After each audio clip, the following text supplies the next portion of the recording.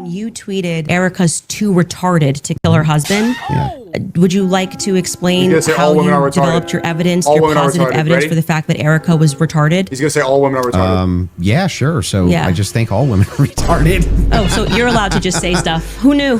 So, and by the way, what dream is... Come on. That's like all women are tongue-in-cheek stuff for me online. Oh, you're being tongue-in-cheek. Usually when I call someone retarded, I'm being tongue-in-cheek, yeah. Like, for instance... I know the Mossad script. I just tweeted Candace won. She already won based off of the body language alone. The intros where Andrew Wilson was reading that script off of his phone. Bad luck. Candace Owens didn't concede at any point. She's beating the allegations that she's just a crazy, kooky conspiracy theorist. She had evidence to back up everything that she believes. She responded to everything coherently. Andrew Wilson is trying to lean into that idea that she's a conspiracy theorist, and he didn't really get into it. There hasn't been any moments for Andrew Wilson, really, but I think she already won. What the frick, overwhelming evidence that Tyler Robinson shot and killed Charlie Kirk, and Candace, your position was he's a patsy. Tyler Robinson is a patsy. So, of course, we'll talk about a lot of different things, but that's kind of how the whole thing got started. For the audience watching, I think this is truly for three different people. Number one is anybody out there that loves Charlie, respects Charlie, his legacy, what he did.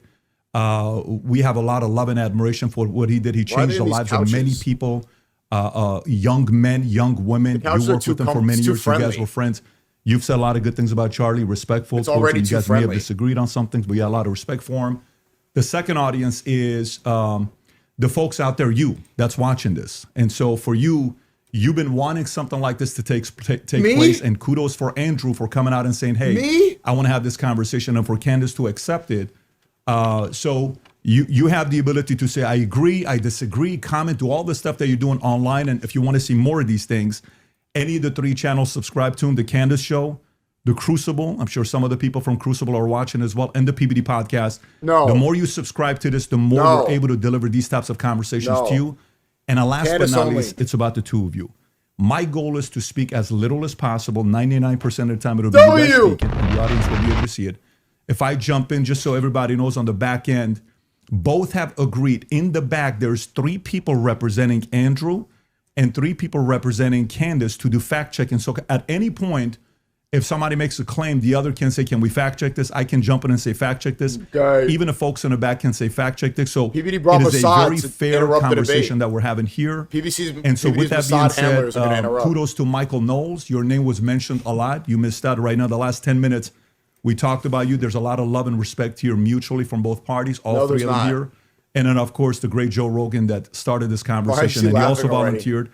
But it ended up being nervous. This She's format already, that we have here today. Candace is already so winning. With that being said, Andrew, your claim is overwhelming evidence that Tyler Robinson killed Charlie Kirk. Opening statements, opening comments. Sure. And what I mean by overwhelming is I just find it very convincing. I think that's what most people mean when they say overwhelming evidence. So I have a brief opening statement. On September 10th, 2025, Charlie Kirk was murdered. Many of you already know a lot about the events which occurred after Kirk's death. You remember the ghoulish laughter, celebrations, and madness we saw from leftists all over, from TikTok invasions, debates, posts on social media, destruction of memorials, and things like this. Within weeks of Kirk's death, a cottage industry began to form, Candace isn't going to read various alternative theories on how he died. Opening statement. What special interest may have killed him, what nations were involved, and was our own government one of them? Because this was the first nationwide traumatic event in Gen Z's lifetime, the demand for answers was severe and palpable. The leading theory from the conspiracy verse is that Israel worked with the United States government to murder Charlie Kirk.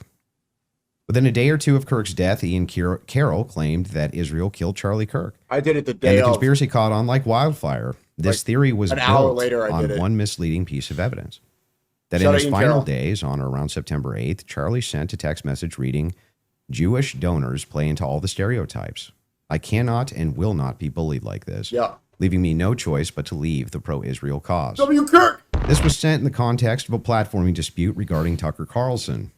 From this scintilla of misleading information, it was speculated that Israel killed Charlie Kirk because he would have successfully opposed the Iranian war. Now, that's a fun theory, and who doesn't like a good, fun conspiracy theory? I like them. But there is no evidence that Israel actually killed Charlie Kirk. And if Candace has some, I'd like her to actually show it to me. I'm open to suggestions, but to date, there hasn't been any. There is, however, tons of evidence that a leftist killed Charlie Kirk, just as Charlie feared they would. I believe Charlie Kirk, and I have the receipts. No, I didn't have a dream where he came to me and told me that the left killed him. No, he didn't come to me a dream and say, Candace Owens betrayed him. That never happened. Bad optics reading off In his fact, phone like this. I don't need dreams of any kind Bad because I hold in my optics. possession never before seen messages Like a from class Charlie Kirk to the presentation. security team on September 9th, 2025. I'm going to share the message with you today, which is the first time this information's ever been publicly revealed. On September 9th, Charlie's security team wrote to him, yes, law enforcement has been fully supportive and agreed to a security plan and posture. Tomorrow's event will be covered by both my team and the campus PD. If additional support is required, patrol units will be available. I have 11 on site. Charlie responded with this, okay, great. Remind them that they are there for one person's security only, because I'm somewhat worried the left is trying to kill me. The left! A message sent It's September the left! 9th. Whatever could he have meant by that? Well, The left! I think he meant exactly what he said, that he was worried the left was going to try to kill him. The left! Now, we'll discuss this more later on in the debate, and maybe I have more never-before-seen the evidence left. that exposes just how wrong and, in my opinion, idiotic many of these conspiracy theories have been. But that's what happens when you rely on what's called the evidence of the gaps. In other words, they don't have evidence, they seem to just make up evidence. And what did they make up? Well, in my opinion, kind of whatever lined the pockets. And I think it's ghoulish to profit off of the death of a good man. Or TPUSA. But we came here today to debate, and so let's get to it. The debate topic today He is looks one, my so belief that there's nervous. overwhelming evidence that Tyler Robinson killed Charlie Kirk, and two, Candace's belief that I'm not- there's I'm not trying to- overwhelming evidence that Tyler Robinson was a patsy and didn't kill Charlie Kirk. In sum, the audience is going to decide who has more evidence supporting their theory. My theory is that the state is correct that Tyler Robinson is the killer, at least based on evidence so far, and Candace's theory that Text Tyler messages. Robinson is not the killer and he's a patsy set up by the feds. To be clear, this is not a question of reasonable doubt. If it was reasonable doubt, and that's all it was, and that's all Candace was proffering, I wouldn't even be here having the debate with her. It's fair to have doubts, as a trial has yet to occur, and the state hasn't even begun to try to prove their case beyond a reasonable doubt. But Candace makes a more forceful claim. She claims that there's more evidence that Tyler is not guilty of murder and was set up as a patsy than there is for the state's case. This is not even a And I strong just think opening. that We all that's absurd. know everything you And said. she We will all not be know. able to demonstrate that in any Everything way. you said we know. In fact, she has almost no real evidence at all of her theory, whereas my theory is supported by compelling witness testimony, physical evidence, multiple confessions, Like all wrap of it which up, are Nate. independently compelling, but which are even more convincing as each piece of evidence corroborates the others. You'll notice the term overwhelming was included in both theories. This is because Candace demanded I defend my use of that term, which I think is fair, in describing the evidence against Tyler Robinson. She, on the other hand, only wanted to already defend her conceded theory as something to merely her- to her. viable. That is, Something until I is fair. showed her clips in which she said she believed the evidence of her theory, that Tyler Robinson's a patsy, was supported by overwhelming evidence. Only then did she agree to defend that position. Regardless, we're both defending the claim that there's overwhelming evidence on our side, so it's worth defining that term. When I say the evidence against Robinson's overwhelming, all I'm Look at the saying woman in the is that eye. I mean that as of right now, I find it very convincing. It's like a bedtime I story. see almost no evidence at all, only speculation on verified It's too claims comfortable. and suggestions of things that could merely be hypothetically possible. Dreams, vibes, feelings, things like this. Almost done, by the way. I have no problem defending the state's case and welcome Candace bringing up any challenges she would like. But if I'm honest, God, nigga. the reason I was willing to pay the $300,000 for this debate was to finally have a chance for someone to demand Candace be held accountable for the unbelievable W. theories and claims Candace she's been making. scam. Candace's investigation is indistinguishable from a leftist operation. Oh. She couldn't be doing more damage to the right if she were trying. The She uses right. her considerable platform to The relentlessly left. attack one of the most influential conservative outreach organizations for young people, and she's making a mockery of the online right-wing commentary class. She's harming Republicans in an election year by dividing them. She's attacking the very organization Charlie spent his life building, and she's attacking the people he loved, including his wife. And it cost me $300,000, but today I hope that she You need to finally attack answers for something. Candace. Thank you, Andrew. Candace. Did you get it out of your system? Defend my Okay, husband. great. Well, I'm not going to waste time with the preamble because I think I just want to get to the substance of the debate and Eye will contact. just speak to the audience. No phone. I've obviously had an audience since we've been covering this case. People know that there was a personal friendship between me and Charlie, and diminishing the pursuit of something that makes sense regarding what happened on September 10th. Oh, eye By throwing contact. it to this is just people who are conspiracy theorists. These are people who are just trying to generate clicks. I don't think that people should be satisfied by that. I want people to remember that it's important to think. We've been lied to by the government a great many times over, just the last couple of years, if you just think of the things that we've learned about our government. And I do want to say this. What's been the most disturbing element, I think, for everyone is that not only does the narrative not make any sense, which I'm going to demonstrate, I don't need to waste time with the preamble going through the points or trying to insult you or pretending that I've been running a podcast saying it's just dreams and vibes like I'm Miss Cleo. And that's the reason why it's taking so many influencers. It looks like $1 billion industry of influencers to dispute everything Candace says. Is not because I'm on my platform saying I had a dream last night.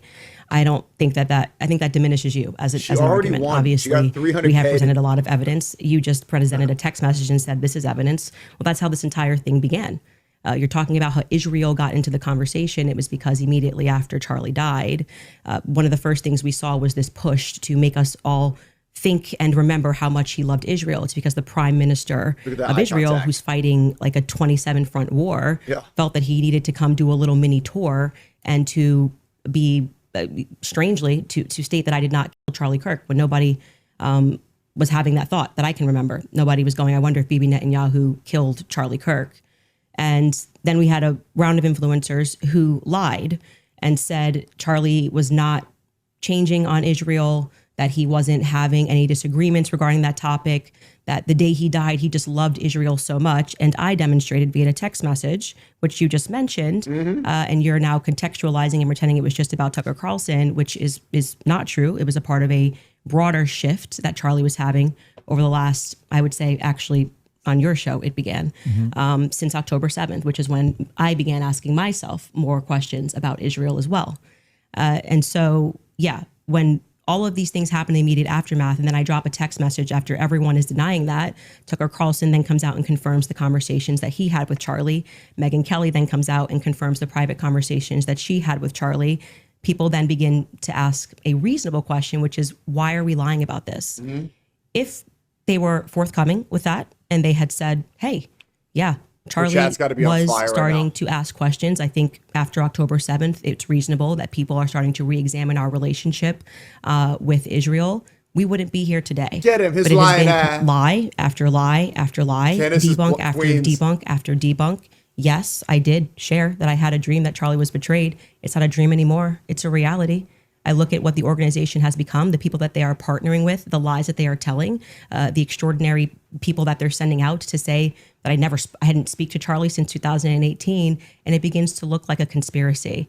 And just as a historical fact, that entire term was created by the CIA to gaslight people after the assassination of JFK. I had a So it's dream. not exactly one that makes me nervous. Like calling somebody a conspiracy theorist is essentially saying that they demand further answers and they're not accepting the Fed slop. So I'm grateful that you came today. I don't need to, like I said, take cheap shots and discuss your manner of debate or your strategy. And I'm also grateful that you shared that you had that text message today. That little pickle jar because salt. everybody watching knows that I have been demanding not a debate, just an open conversation with Turning Point USA. They should be here.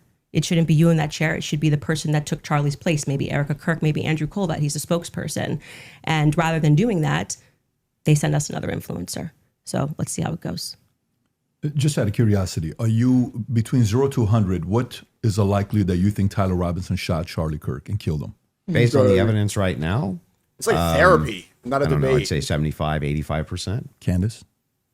100. 0%? 0%. Yes. I'm at zero. So, What we've seen in terms of the evidence, I'm at 0%. so not only, that maybe somebody was behind him as a patsy influencing him, you're not even saying that he didn't even shoot Charlie Kirk and Right. kill him. I would, if you said, was he involved that day, as Right. I have consistently said on my platform, I would say yes, he was. I don't know what role he played, but as the shooter, 0%. Do you have any evidence for it? For what? My percentage? The fact that he didn't shoot and kill Charlie Kirk. Yes, which I'm hoping we're going to get to all of the evidence that he feels that he has. I mean, I'm not even convinced that Charlie was shot from the rooftop on Losi that day based on the evidence that has been. Do you think he was shot? I do not think that Charlie was shot from a 30-06 from Losi. Yeah, but just shot at all. I don't know. I think that a projectile hit Charlie, and I'm open to other people's presentations, but I have not seen any compelling evidence. It was that an Charlie exploded was shot microphone, by a just say it. 30-06. Can we see maybe if we're going to have an olive branch to each other, if maybe we can establish what we consider the facts of the case to be first? Yeah, sure. Okay. So you're not sure if he was actually shot. You're open to alternative theories. He was definitely hit with a projectile of some description. If we're talking about was he shot from a gun, a 30-06, I would say definitively no. Okay. It defies common sense to think that he had a Superman neck, and even if he did have a Superman neck, He's trying to which call has her. been demonstrated. He's trying to make fun of the exploding I think microphone. actually, recently a YouTuber actually set up Valhalla steel cages and shot it, and it went through. So, under no circumstance will I. So at least not a 30-06. Definitively not. A Okay, 30-06 but you from are Losi, open- 150 feet. No, But you're not necessarily closing off the avenue that he could have been shot at all. with maybe a smaller. Smaller caliber. Okay. And then Nice. there's some things that I'm going to make concessions avoided that on trap. I do think we need more answers on, and I'm fine with that. And we can get to those things as well. The other thing is in the timeline, one of the things that we dispute, I think, on the timeline is that you think that Robinson drove hours away to a steakhouse in Yes. the timeline. Is that correct? Yes. Okay. And what's the compelling evidence that you think you have there? I spoke to the owner of the restaurant, Mm-hmm. and I have seen the receipt. I know the conversation that I had, and I think it's enough that it will be presented. Obviously, if this goes to trial, but yes, I do believe that he was in Panguitch, which is near his grandparents' home. Did he give you an unedited copy of that receipt? I have seen an unedited copy of that receipt. It was not given to me from the owner. But I want to, before we get into like all the timeline stuff, I want to address what you think is evidence so we can keep this on par with what your claim is. Since Well, I think at that the that's a piece optics of of this. evidence that's in dispute. And that's why I'm... They're yeah, in but Candace's we're not trying to established get in to the whether there's timeline. They flew to overwhelming Candace's evidence whole that Tyler perk, Robinson bro. did this. Yeah, so if you whether want to then use starting the first, with if you want to use the first part of that for the internal critique, for you, we that's should go fine. over the actual Okay, evidence so that we feel. The first reason that I think it's compelling evidence is that Tyler Robinson's rifle was found near the crime scene. So I would consider that to be very good evidence. And also the fact of the matter is that I dispute this claim that a 30-06 could not have made this wound. I think that that's absurd. 150 grain Remington core lock absolutely could shatter when it hits the neck of any human being. When you say that there's some steel neck and it's a smaller caliber, you have to make a counter explanation. Why wouldn't a smaller caliber also go through bone? It could. I didn't say it can't. Right, exactly. So if that's the case, then ammunition is going to be the critical key here. And if we have frangible ammunition, which we do in this case, a flex tip round, well, I'm sorry, not a flex tip, a soft point round from a 150 grain Remington core lock, that's just a small jacket that goes around the actual lead piece. This thing could have split apart in air for all we know, but definitely upon impact. And we have the medical examiner who confirms this in a summary. And my team can bring that up, the YouTube coming to kick. summarization, which means he would have to be a part of some kind of conspiracy as well. Jared? Okay. So just to start with your point about saying that the gun was found near him, near Losi Center, or I guess off in the woods. That gun, did you watch the testimony? Did you watch the preliminary hearing? Yeah, we covered it live. Yeah. Okay, so forgetting what the summary of the medical report was, did you watch the testimony that was given by the Caitlin Oliver, the ATF woman, Samantha Carner, any of those people who went into the science of Yes, I recall. You're talking about the bullet when they- analysis? Yeah, when they went into the DNA. Okay, so that's kind of the most relevant part. Okay. I'm not denying, I've never denied on my platform or anywhere else that a gun owned by Tyler Robinson was found near the crime scene, right? That Okay. doesn't remove, if you think somebody set up as a patsy, you could take a gun out of this room right now and you could walk out and plant it in the woods near a crime scene. I That's agree. not convincing evidence to I me. concur with the fact that that's a possibility. So concur. you Logically are, possible. I think, have said on the concur. platform that you were a gunsmith. Okay. And for how many years? Many, many years. For many years. You also said long? that you were an Army sniper. I wasn't a sniper in the Army. Okay. And I never said that. By Sorry, your wife tweeted that you were an Army sniper. Yeah, I don't know. Like 15 years ago, she said something. Does it She said change that 15 was- years later? She said that it was colloquial. So I Army don't- sniper is a colloquial term? What does that I'm mean? not I was never an Army sniper. Okay. How are you a What did you do in colloquial the Army? Did sniper? you teach this? She then I corrected it and said you taught rifles in the Army? No, I didn't teach rifle. No, I taught rifles as a private citizen.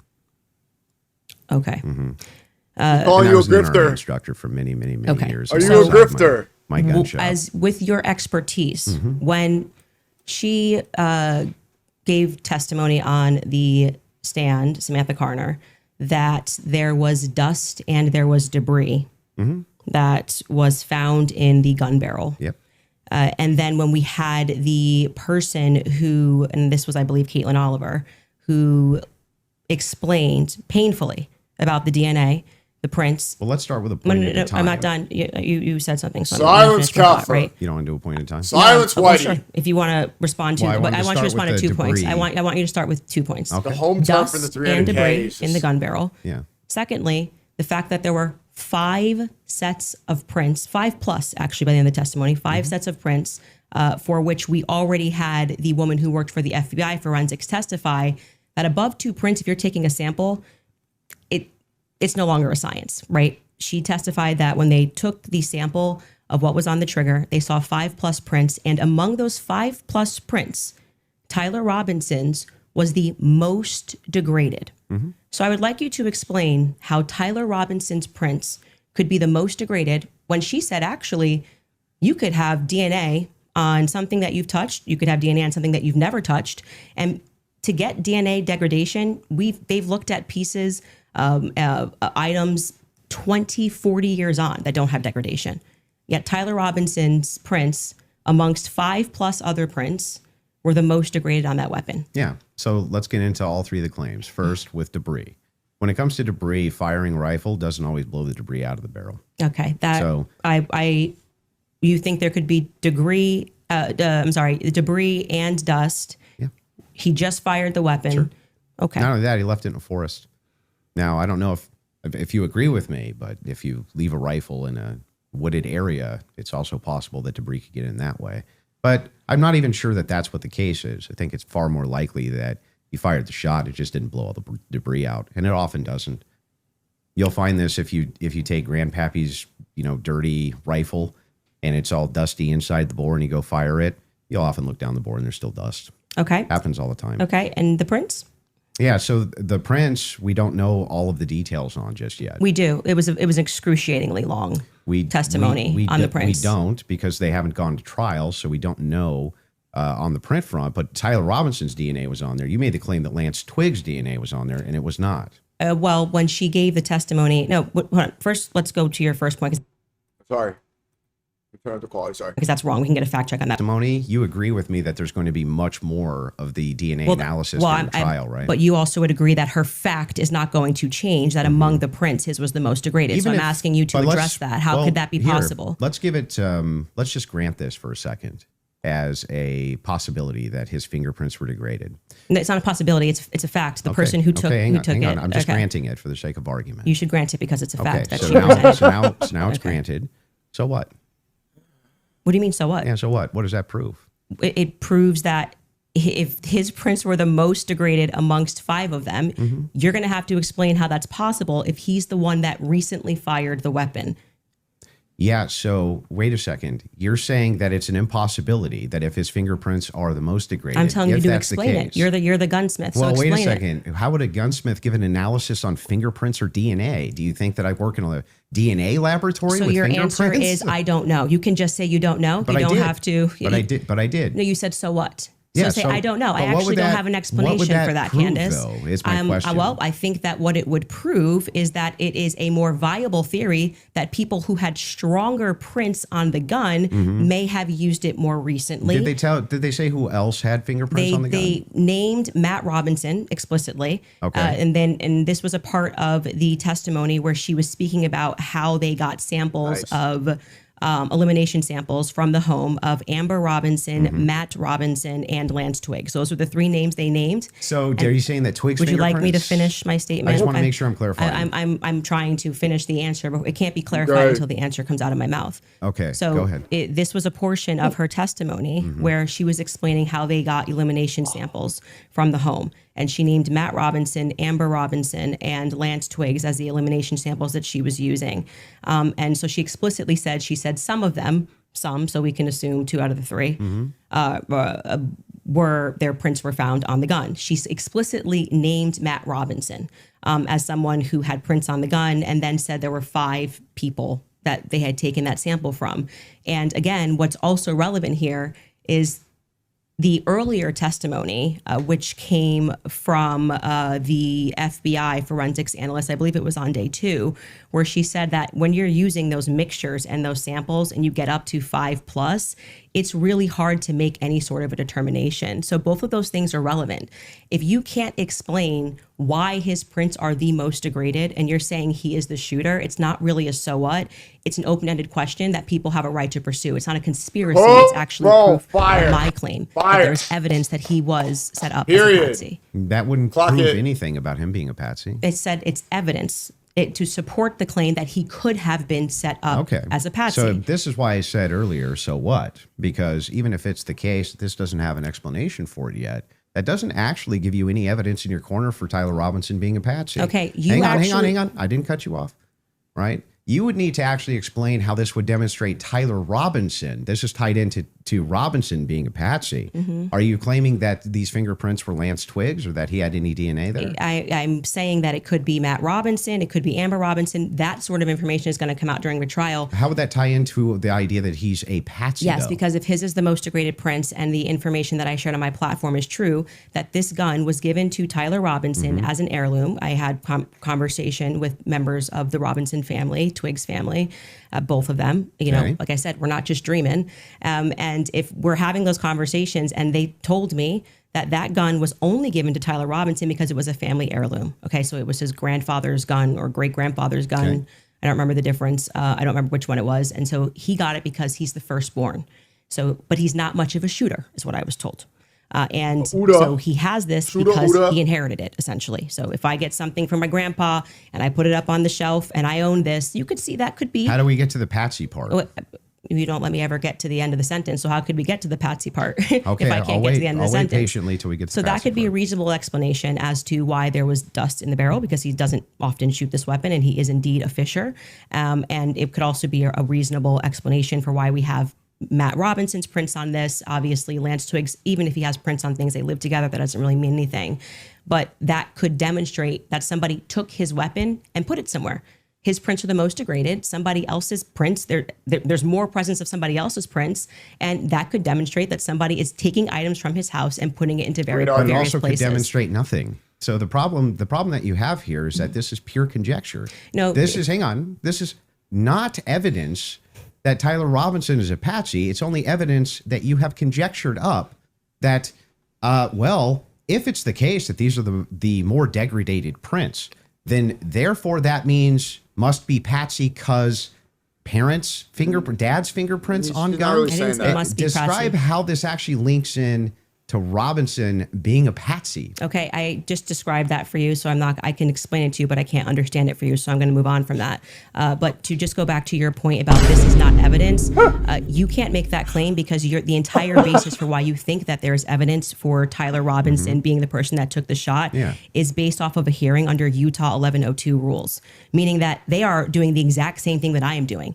This is the state. You said you're here to represent the state. Well, did you watch the preliminary hearing? I didn't say I was here to represent a black woman the is state. speaking. Position Listen you think and is learn. strong and convincing. What I'm here to do is represent my own opinion. You said in your opening statement, based on the evidence presented so far by the state has presented evidence under Utah's 1102 rule. But this doesn't demonstrate any patsy No, that's behavior. very important because that rule is hearsay. So you can't say at the same time, Great. Candace, you're not allowed to. And what that means under the Utah rule, which I'm sure you know, because I'm sure you watched the preliminary hearing and yourself understand what that means, is that the entire hearing was hearsay. It means none of that information that was presented is going to be allowed. The majority of it, the overwhelming majority of it is not going to be allowed at the trial. They're allowed to present when it's just a probative hearing. I don't think all the evidence that was put in was No hearsay. Tristan Tate. Okay, you didn't watch this. jail. But not only that, no. No. This is a huge point. This I is, want to. this Well, is hey, crazy we that you can don't call know for a this. fact check if Yes, all the well, evidence we need was more than a put fact in. check. This was every single The day. team in the back is Utah actually Rule saying 1102. They want to go there. So they said there's a medical examiner's explanation of the shooting Okay. that's in the back. Rob, if you want to pull it up. Pull it And up. then Candace, if anybody from your team wants to pull something Wants up, to no pull it problem. up. as I well, was but they're crunching the requesting numbers. it. If you guys got it, pull it up Crunching the numbers. so we can show it. And in the interim, is that it? Yeah. So I'll read this. Just what are we looking at, just so we know? Yeah, so this says the bullet, or at least part of it, sequentially perforated the interior left of Mr. Kirk's neck, strap muscles of the left side of the neck. This is a summary, by the way. Left common cartoid on the left internal external jugular veins. The bullet also obliterated the left side C27 vertebrae, transacted the cervical spinal cord. Medical examiner observed a significant portion of Kirk's cervical spinal cord was traumatically absent. Mr. Kirk suffered from other severe injuries, including bilateral, apical, and posterior intercausal hemorrhages, Kirk, pulmonary, why are you laughing apical at that? hemorrhages, multiple disruptions to the thyroid, et cetera, Why are et you cetera. laughing So at that? the summary of the examination said he was shot. Okay. That was what they were pulling that up for. Okay, and I'm not disputing that he could have been hit with a projectile. We're not disputing that, so I don't know why this was brought up as a fact check. Could you bring up 1102 Utah rule? Because this is an unbelievable point that you're making by saying that I am not allowed to infer off of evidence. You can infer. I'm trying to follow the inference. But your entire reason, like you asserted that you believe there's overwhelming evidence on the basis of what we saw in the Correct. preliminary hearing. The entire preliminary hearing was hearsay. Yeah, I'm fine with your inferences. No, you just literally said I couldn't do that. Yes, I can. No, I didn't. I'm just saying from your inference, how do we get to Patsy? Dude, I love Candace Owens. This is how you got to shoot her. The Tyler Robinson did it. No, the same no, way no, that I you didn't got to get to Tyler just shoot Robinson. her from that. Yes, you did. You again, this is something important, so we should pull up a fact check about what the 1102 Utah, and under their constitution, for the sake of a preliminary hearing, they do not have to have hard evidence. They don't have to put people on the I trial, agree, they swear don't them have in. to. But no, that's why the entire hearing was basically hearsay. Officer Bagley But was not saying, all of it, like I said. the overwhelming And majority. again, no I mean, dispute. outside of the one But that you there's don't no- that you don't that's want to not give. what's Please don't in cut me off. dispute, though. Outside of no, that is what's in dispute. It It's means not. that your entire brand of saying just on the you back don't foot have the whole evidence, time. you don't have evidence, falls apart when the entire preliminary hearing is based off of hearsay. In fact, Lance's testimony before they had about an hour debate. Actually, maybe it was more than an hour debate before he sat, and they said this is not going to be allowed. You wouldn't even be allowed to do this. We'd be able to cross-examine him. The questions that they're asking Lance are all leading. And what did he say? Well, I'm the magistrate under Utah Constitution. 1102. It is my job to allow all of this so we can see if the state has enough here that we can then move to a trial, which will then, they would not allow this stuff. They would say we get to cross-examine Lance. Lance But just you're can't arguing willy-nilly things I'm not say, disputing. but the entire substance of your argument is that people can't infer off of evidence. No, That's what you're saying it's to not. me. When you say Candace, Here, you I'll can't give you talk the about the degraded argument prince, which is now. a fact. Yeah, I'm not and then saying infer that. off of that Didn't say that. Tyler could have been a patsy. You're just telling you, making stuff up. So here's I'm not what the making stuff position up. is. I'm I'm not asking making stuff this. up. Well, I I'm have saying Rule 1102 that ready I if you think wanna you. read Let's it. pull Gay, that up. did you Let's go pull say that it? up. Gay. I am doing exactly Gay, what the BB state calling, did. gay. I'm looking at a No, piece of shut up, evidence, and PBD. I am saying, But you're not showing me how you get there Can you from the describe to the inference. audience what Rule Yes. 1102 So means? just so everybody who's watching this at home understands what I'm saying, even if he doesn't. What Andrew is arguing is that I don't have the right to extrapolate from Never a made that fact argument. like Just making it up. Just purely making it up. I'm asking based on Andrew. based on Can I your show my evidence? You inference. just showed yours. Reliable hearsay. You'll get a chance. Reliable hearsay in criminal preliminary examinations. The entire preliminary hearing that you just saw was on the basis of reliable hearsay. And what that means essentially is the people who are making the statements can just say, Patrick told me that he did this on Monday. Patrick's not here. And that is, they can allow that into the hearing. That's just because it's just meant to be probative. And so it's the state saying, here's what we have inferred. So you are allowed to take a piece of evidence and then you are allowed to infer off of that evidence. Okay. Case in point, that's a demonstration that's a demonstration of what I just did.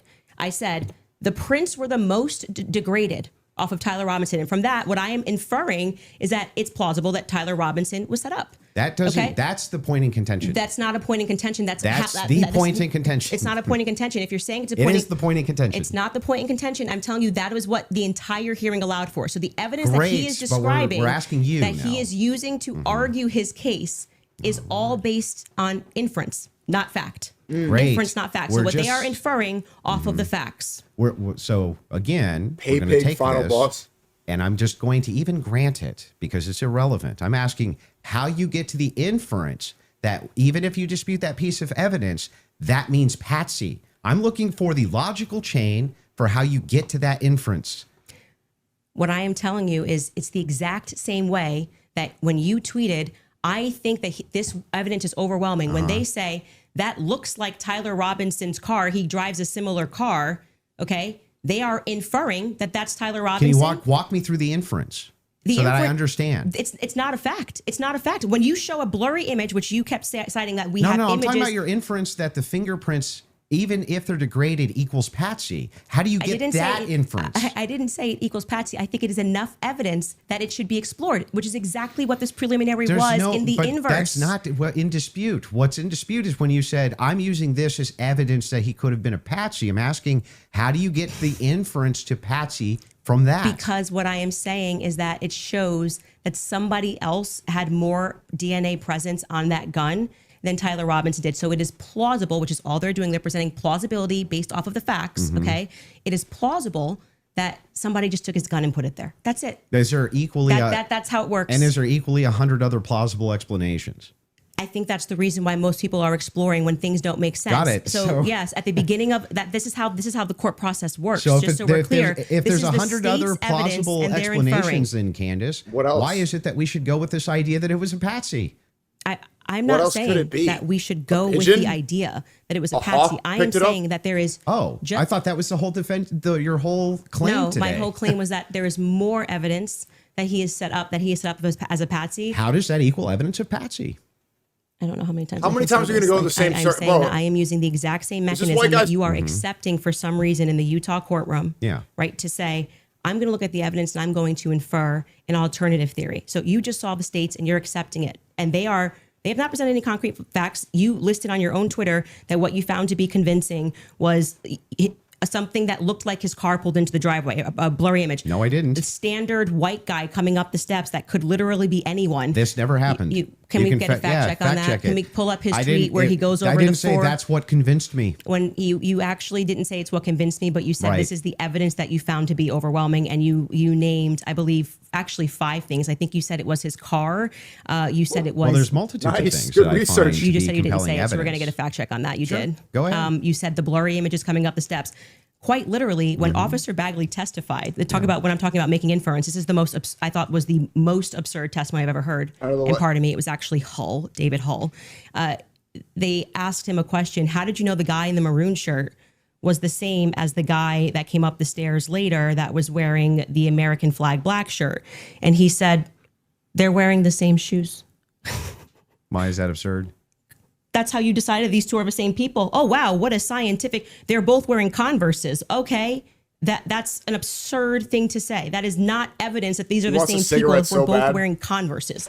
That was what he said. That's what flew on the stand. To Candace's terms, you can't smoke here. It's an absurd thing. For instance, if somebody were to change their clothes but keep the same shoes on, wouldn't you utilize the shoes to try to track that person? If the idea that on a college campus, 2 people wearing this totally different outfits, but both wearing Converses can't happen is such an absurdity that I don't even need to argue that. I'm just going to let people deal. Why is it absurd? Just concede that point. Obviously, it's an absurd thing to say. I know these are the same people because they're both wearing Converse. Yeah, I'm not sure if in context that's what happened, but even if it is, you can get a fact check on it. But even if it is, again, and it was if we're utilizing inferences, whenever we're dealing with logic and we're dealing with making a logical inference, we're going to take the entire collaboration of evidence and then we're going to make inferences from that. You would do that with any type of logical proposition. Otherwise, you could never have a true or false claim. But you just told me I couldn't. So that never happened. You're just making stuff up. So anyway, when we're talking about logical inferences, what I'm looking for is the logical inferences that you have that Tyler Robinson's a patsy based on the totality of evidence that you have. We can keep going through your other evidence, but we should find his Yes. tweet where he lists the reasons that he was convinced. So let's start with the 30-06. I think that that's fine. Your team's looking for. Do you remember how long ago that was? the tweets of the 5. Did you delete it or no? No, Did I you don't delete delete any tweets? tweets. Okay, cool.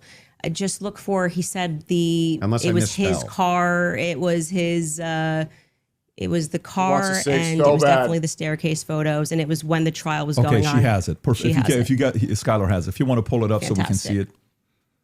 Pop us Somebody in, said, Andrew. So give me the clear evidence us right in. here. I want you to provide it right here. All I heard from the investigator was, we believe this to be Tyler Robinson. Is belief something you go as a fact? You wrote the car pulling in. That's a totally blurry image.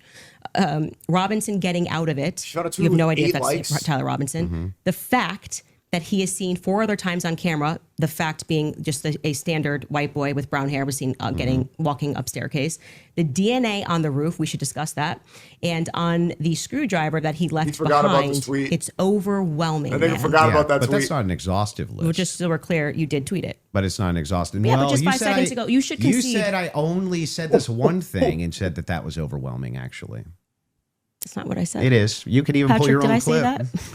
Can you fact check if that was said or not? I did not hear her say So the that. thing There that's was that funny said or here is, not, like, that dude. we still aren't getting to any of these inferences. Did you So fact this- check? Why are you pivoting? So but that- just say well, you I'm were not. wrong. I'm It's cool gonna- to just say I was wrong. I can say it. I'm not wrong. So back to the tweet aspect here. It was really funny. That's not an exhaustive list of why I find it. I didn't say it was exhaustive. I just said you said it. And on top of well, no, you didn't. You said that I only said this one thing, and then said based on that it's over. Well, I didn't. You didn't mention that I mentioned the screwdriver, DNA, all of these other things. You never mentioned any of that.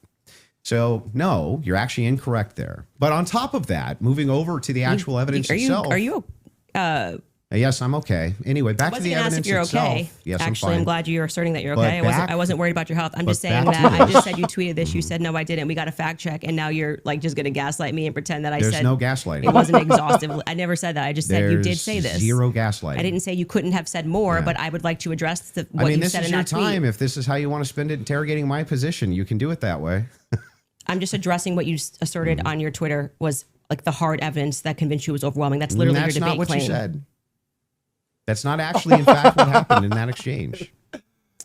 She's like, do you hear this nigga? I was here for it. Do you hear this nigga? So Yo, what's your Patch, do you hear this position nigga? Yeah, so my position Yo, is that come get based your nigga- on go get all your of man, the evidence, bro. which has been demonstrated, Get your man, at least all the Patrick. evidence to my knowledge, that I am actually not seeing anything that's compelling as an alternative theory. I'm not seeing anything which is convincing me of something otherwise than riveting. what the state is presenting as evidence. It's riveting. That's my position, if Okay. that's what you're asking me. So just going back to what you did actually tweet, is it fair for me to ask questions about that? That's Is that the evidence. only tweet you're going to ask me about? Well, we're addressing your claim that the evidence is overwhelming, and this is a tweet where you listed what you felt was overwhelming. I think that's fair, but not right? ex- I feel like sure, that's fair, but not exhaustive, just so you know. And I never said it was Okay. exhaustive. Go You ahead. know, You you just said forgot I did. about that Sure, tweet because it whatever. had 8 But, likes. yeah. So going back to that, all of that, as you say to me, well, Candace, why are you addressing and making inferences off of the testimony? No, I never asked you why. You're making inferences. I asked you how, with the inference you made, you got to the conclusion. Okay, so I would like to know how you got to the conclusion, and I'm just going to throw it right back at you because Yeah, for some that's reason fair. you permit yourself to do it, and that's what I'm demonstrating is that you permit yourself to do it, and then you say when I do it, it's a conspiracy, right? No. How are you able to infer off of blurry staircase images that is Tyler Robinson?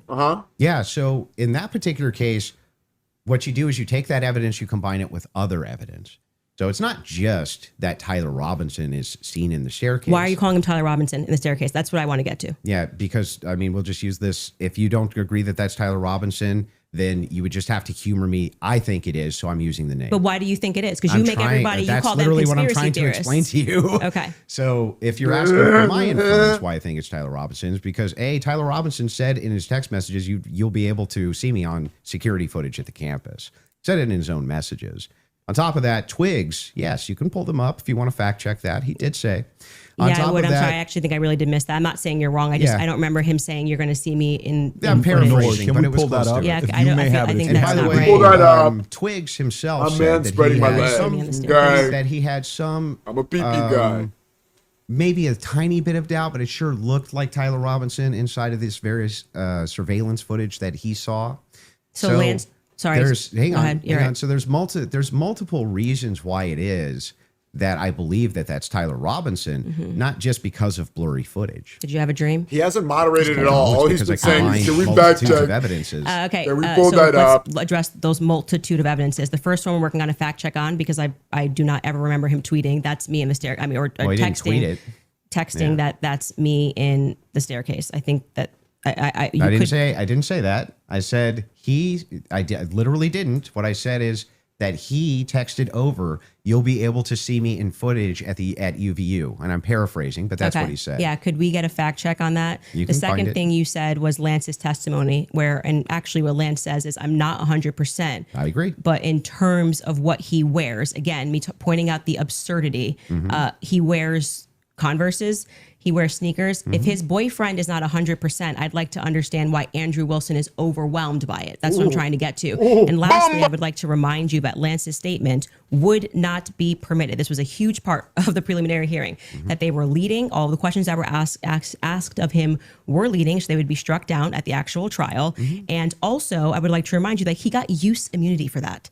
Use immunity. I understand. Which means like That happens, by the way, all the time in these and cases. I'm wondering why it particularly happened for Lance and this testimony. And I would also like to point out that something that's remarkable about this, again, leaning to my perspective, that Lance has a lot more, which I have said many times, Lance has a lot more involvement than the feds are letting us know. I think more is going to come out that either. because they interviewed him on September 11th. And then for whatever reason, just ahead of what was supposed to be slated as the preliminary hearing, which was initially supposed to be in May, they bring him back to do this interview, which in my opinion should have never been allowed. And I actually agree with the defense that it's a violation of his constitutional rights not to allow them to have cross-examined him.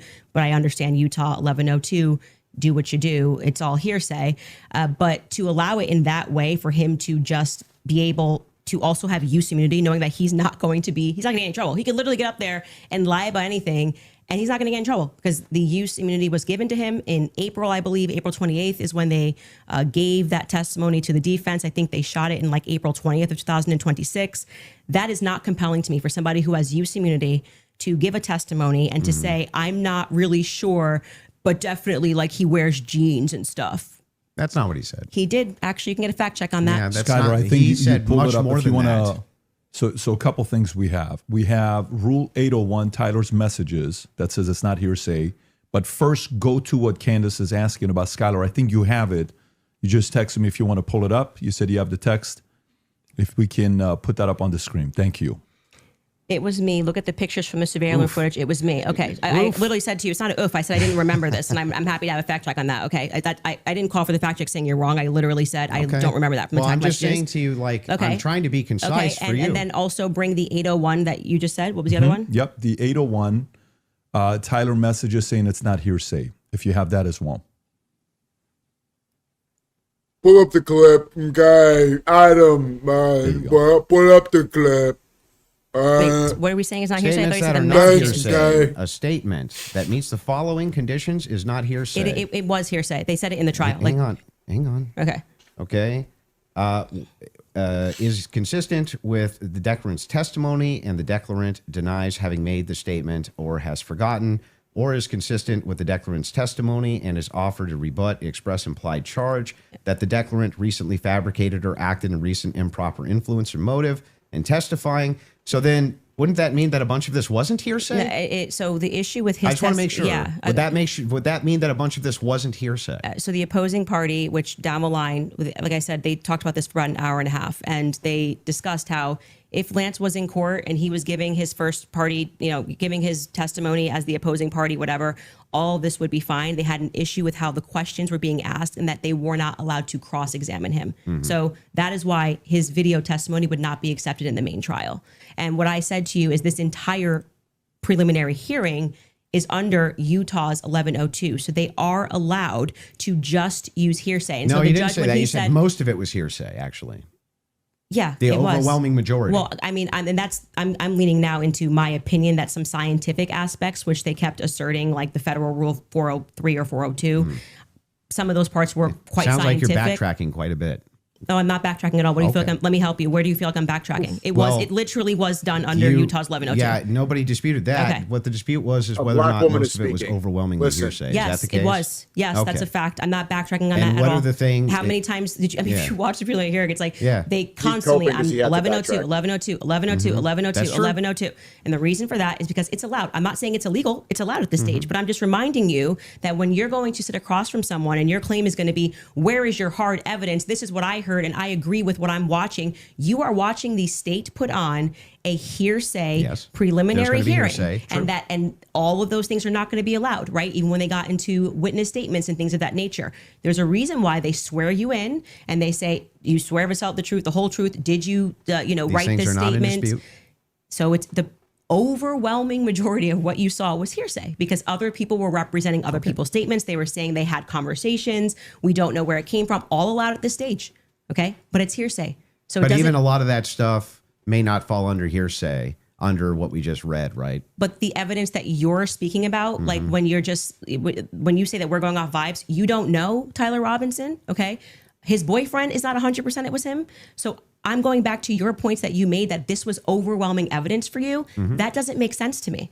Well, overwhelming just means You can't convincing. consider another option that there Well, could have been hang another on. Do you white agree guy with me wearing that I- Converses on campus. Yeah, do you agree with me that I said that what overwhelming means to me is that it's just very convincing to me? Yeah, and I find it to be completely unconvincing. And that's fair. I Because understand that I you looked can at those find- blurry photos Yeah. that they presented and said, your statement on right now is that Overwhelming means very he's wearing convincing. Converses and he also that's just But crazy these aren't to me. the evidences that I find the most convincing. Well, you said that in your Twitter.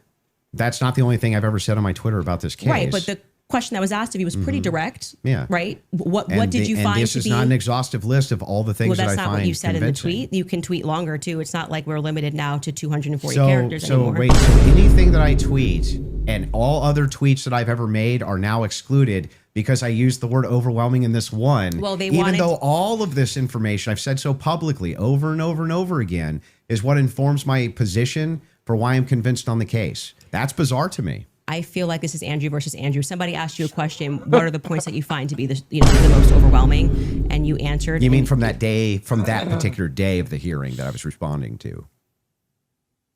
Okay, this is something you find to be more overwhelming? Let me ask you that question. Yes, okay, that's what I do you? was saying, Okay, go ahead. yes. Go on. What do you find to be more overwhelming? Yeah, yeah. Can we do this? Do we want to get into it, or do we want to do a quick ad break? Are you? Are you guys good What? to keep going, or I'm fine to keep going, but Are you a we can- moderator? I could take Yeah. a quick break? Doesn't or matter to me. What type of If we're going moderator into is a this? different topic, that may be another 30 minutes, 40 minutes. I don't want to stop you Yeah, guys in the middle let's of it. end So it what on would you what like you to find do? to be more They can put on overwhelming. makeup to do ad Yeah. breaks. So if for me, it's the confessions, the text messages, all of that is what I consider to be, from my opinion, that's the most convincing for me. Okay, we should discuss the text His message moderating is. confessions Can we when, pull we up get the back if clip? you'd like Let's to. go run the ad. That's a good idea. Can we pull up Folks, the we're going ad? to take a quick ad break. We will be back in 3.5 minutes. Thank you. Like, we're All right, you gonna guys, go for nearly pull up the 2,000 ad. years, Christians have lived continuously in a small village just outside of Jerusalem called Taipei. They remained through the Roman Empire, the Crusades, the Ottoman Empire, and countless changes of power. Today, that Christian presence is in serious danger.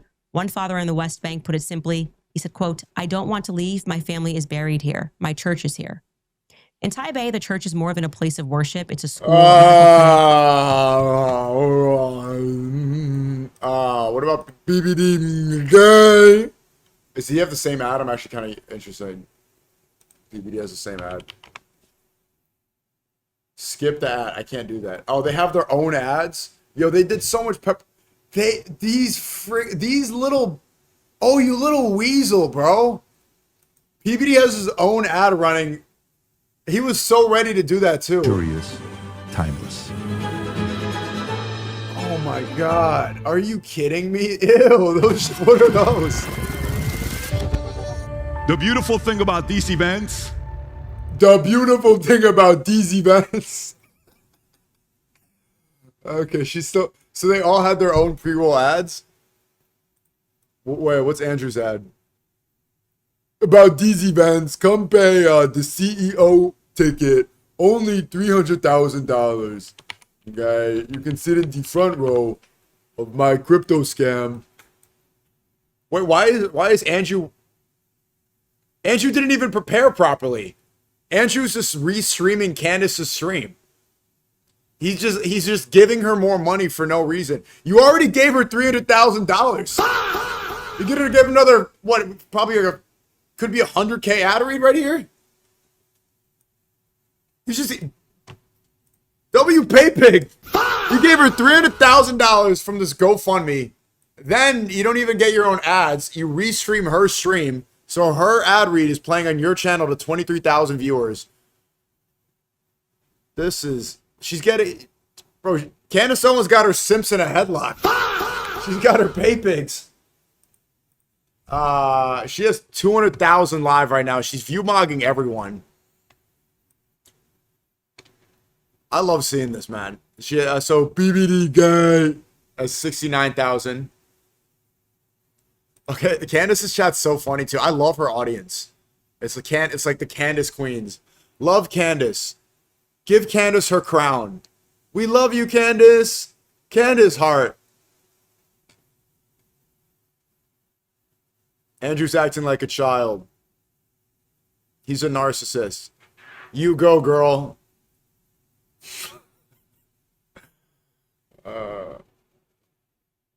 I know. Almost a quarter million live. Hi, Sneako. Who's this? Leave me alone, bro.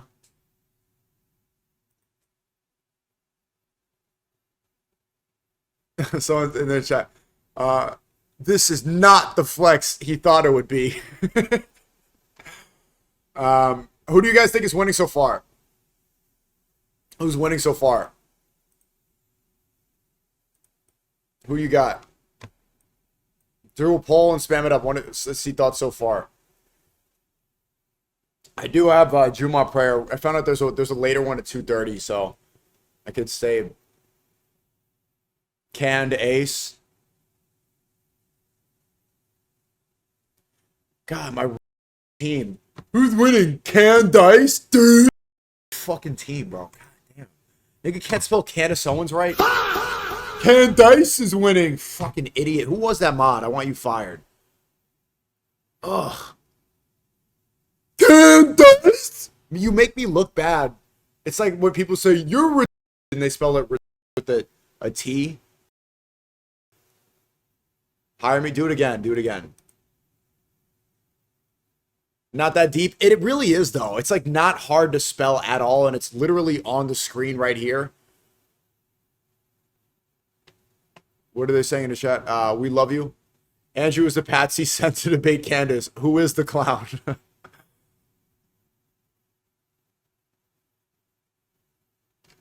Sharpies and OSU. It's okay. I'm just joking around. Don't be Sharpies.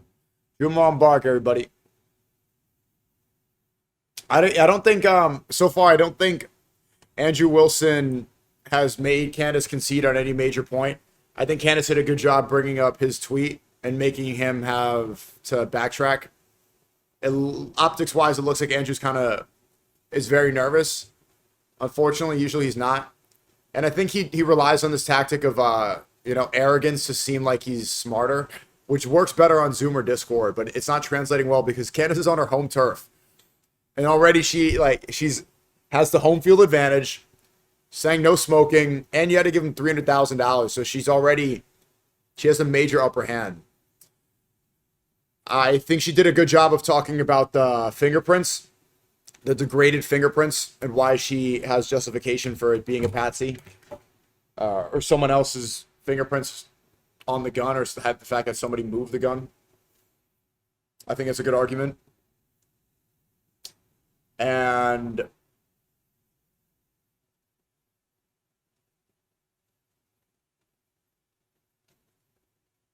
yeah.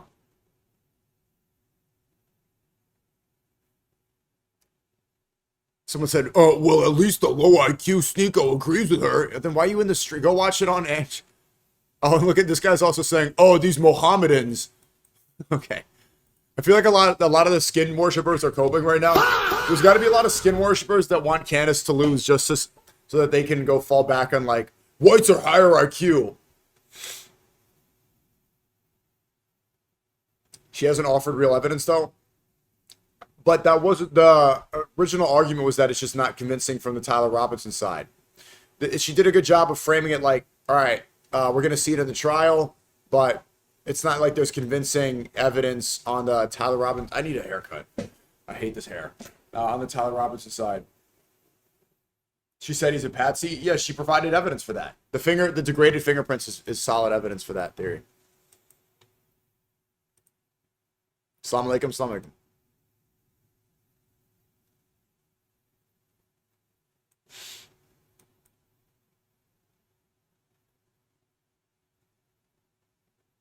Okay, this is the longest ad break ever. Why? They already finished the ad break. Is Andrew Wilson smoking, or what are they doing? Is Erika Kirk giving Andrew Wilson a pep talk right now? You're losing. Lock in, Andrew. Put the cigarette in your mouth. And that. What's Erika Kirk thinking right now? She's watching this.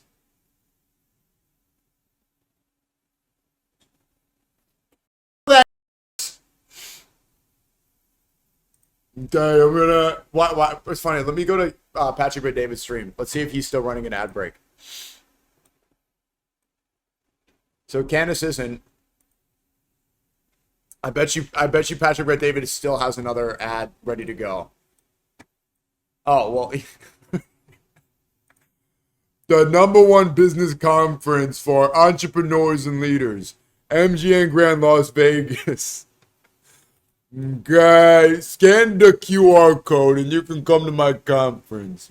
Okay, I have Logan Paul. He's gonna teach you how to be on CryptoZoo. Okay, if you want to learn how to be on CryptoZoo, go to my business conference. We also have this guy, the podcast with Jang guy. And we got Think About This. Think About This is going to be at the CEO conference. And we got this Jew. We got a Jew. Okay, he's not my handler. Then we got this other white guy. Look at that. I got a white guy. Scan the QR code.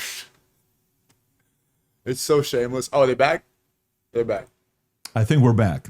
By the way, just an FYI for those of you that are watching The Crucible, there's 30,000 concurrent there watching. Support Andrew Wilson. That's your fans of his. Click that subscribe button and helps him grow his business. If you're watching Candace, I think there's 225 to 250,000 concurrent right now. Mocked. We'd like to see that 300, 400,000 number on there. Click that button as well to subscribe and share it with your friends and family. And if you're watching it on PBD Podcast, do the same there as well. This allows us to have more conversations like this. The mainstream media hates the fact that are you a moderator or a beggar? He's just so you know, shaking a tin can at everybody. This is free for all. This is what's best for I want to make money off of Kirky. Like freedom of speech. Having subscribe, said that, give me the QR code, give me the shekel. Right? Okay, let's stay and then we'll go into cross-examination stuff in about 30 minutes. Okay, that sounds fair.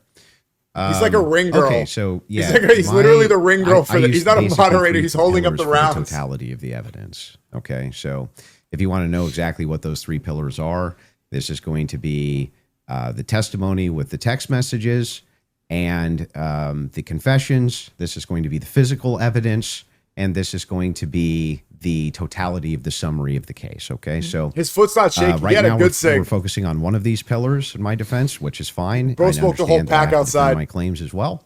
So when we're talking about the messages themselves, they seem totally valid. I have no idea why they wouldn't be valid. And I have not heard any good explanation for why it is that these messages should even be questioned. The defense hasn't questioned them, as far as I'm aware.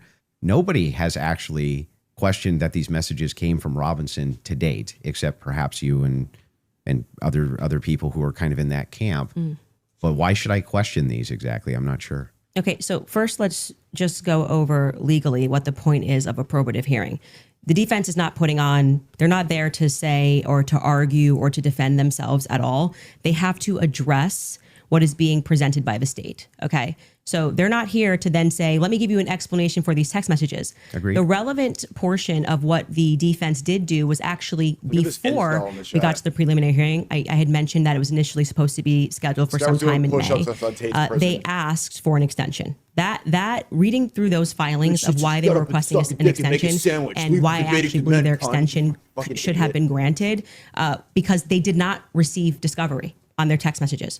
That was one of the reasons. There were many reasons why they wanted to have an extension, but this was crucial, right? So forget just the general sense that these messages feel off. And yes, you are allowed to have an intuition. You are allowed to have a sense and just go, this is very weird.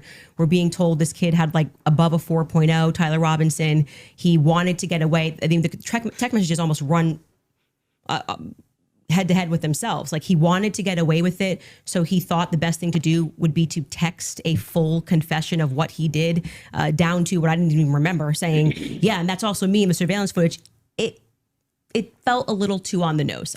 People have common sense. You just don't text message. But then we're also supposed to believe that he put a note under and burn this and get rid of the evidence. But don't worry about that because I'm about to text you a full confession. That it felt off. It felt weird off the bat.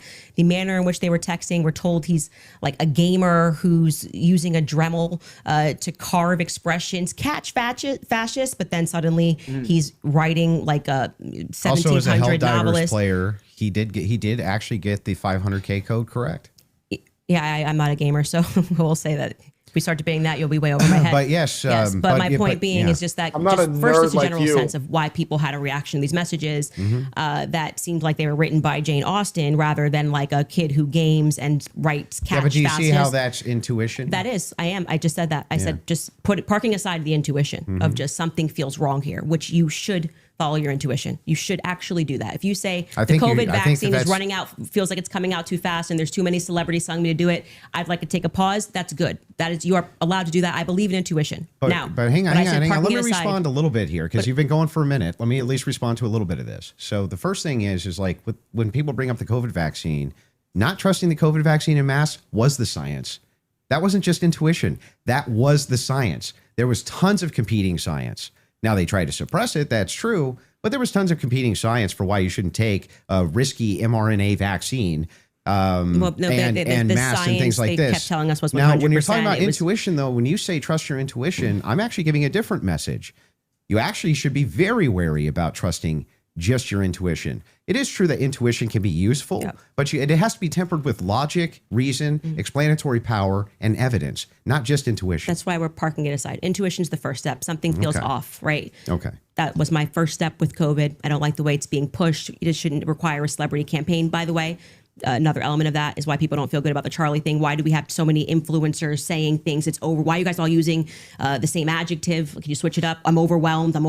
Like, chill. Like, you could say, I found some Kinda parts like Fed compelling. I slop? think this should go. Like I Fed found, slop? I found some parts compelling. Maybe we should, see at the trial. That would be kind Don't of. you think Fed slop's a buzzword for the counter industry? But everyone on the same day of watching this trial, which Silence, was, I would Fed. say, not overwhelming at all. funded by Turning Nobody Point. came in medium, right? No one came in like there were some interesting aspects. This was a little suspect. But I do think it's enough to go to trial. They all came in like they were passing away and we're going to die from being Well, they're overwhelmed. trusting their intuition. Okay, well, actually, in that scenario, they're looking at the preliminary hearing and have a reaction to it. It wasn't their intuition. But like Why? I said, How do you know parking that? aside, just getting to the substance, parking that aside, Okay. just a general intuition that sometimes might be second messages.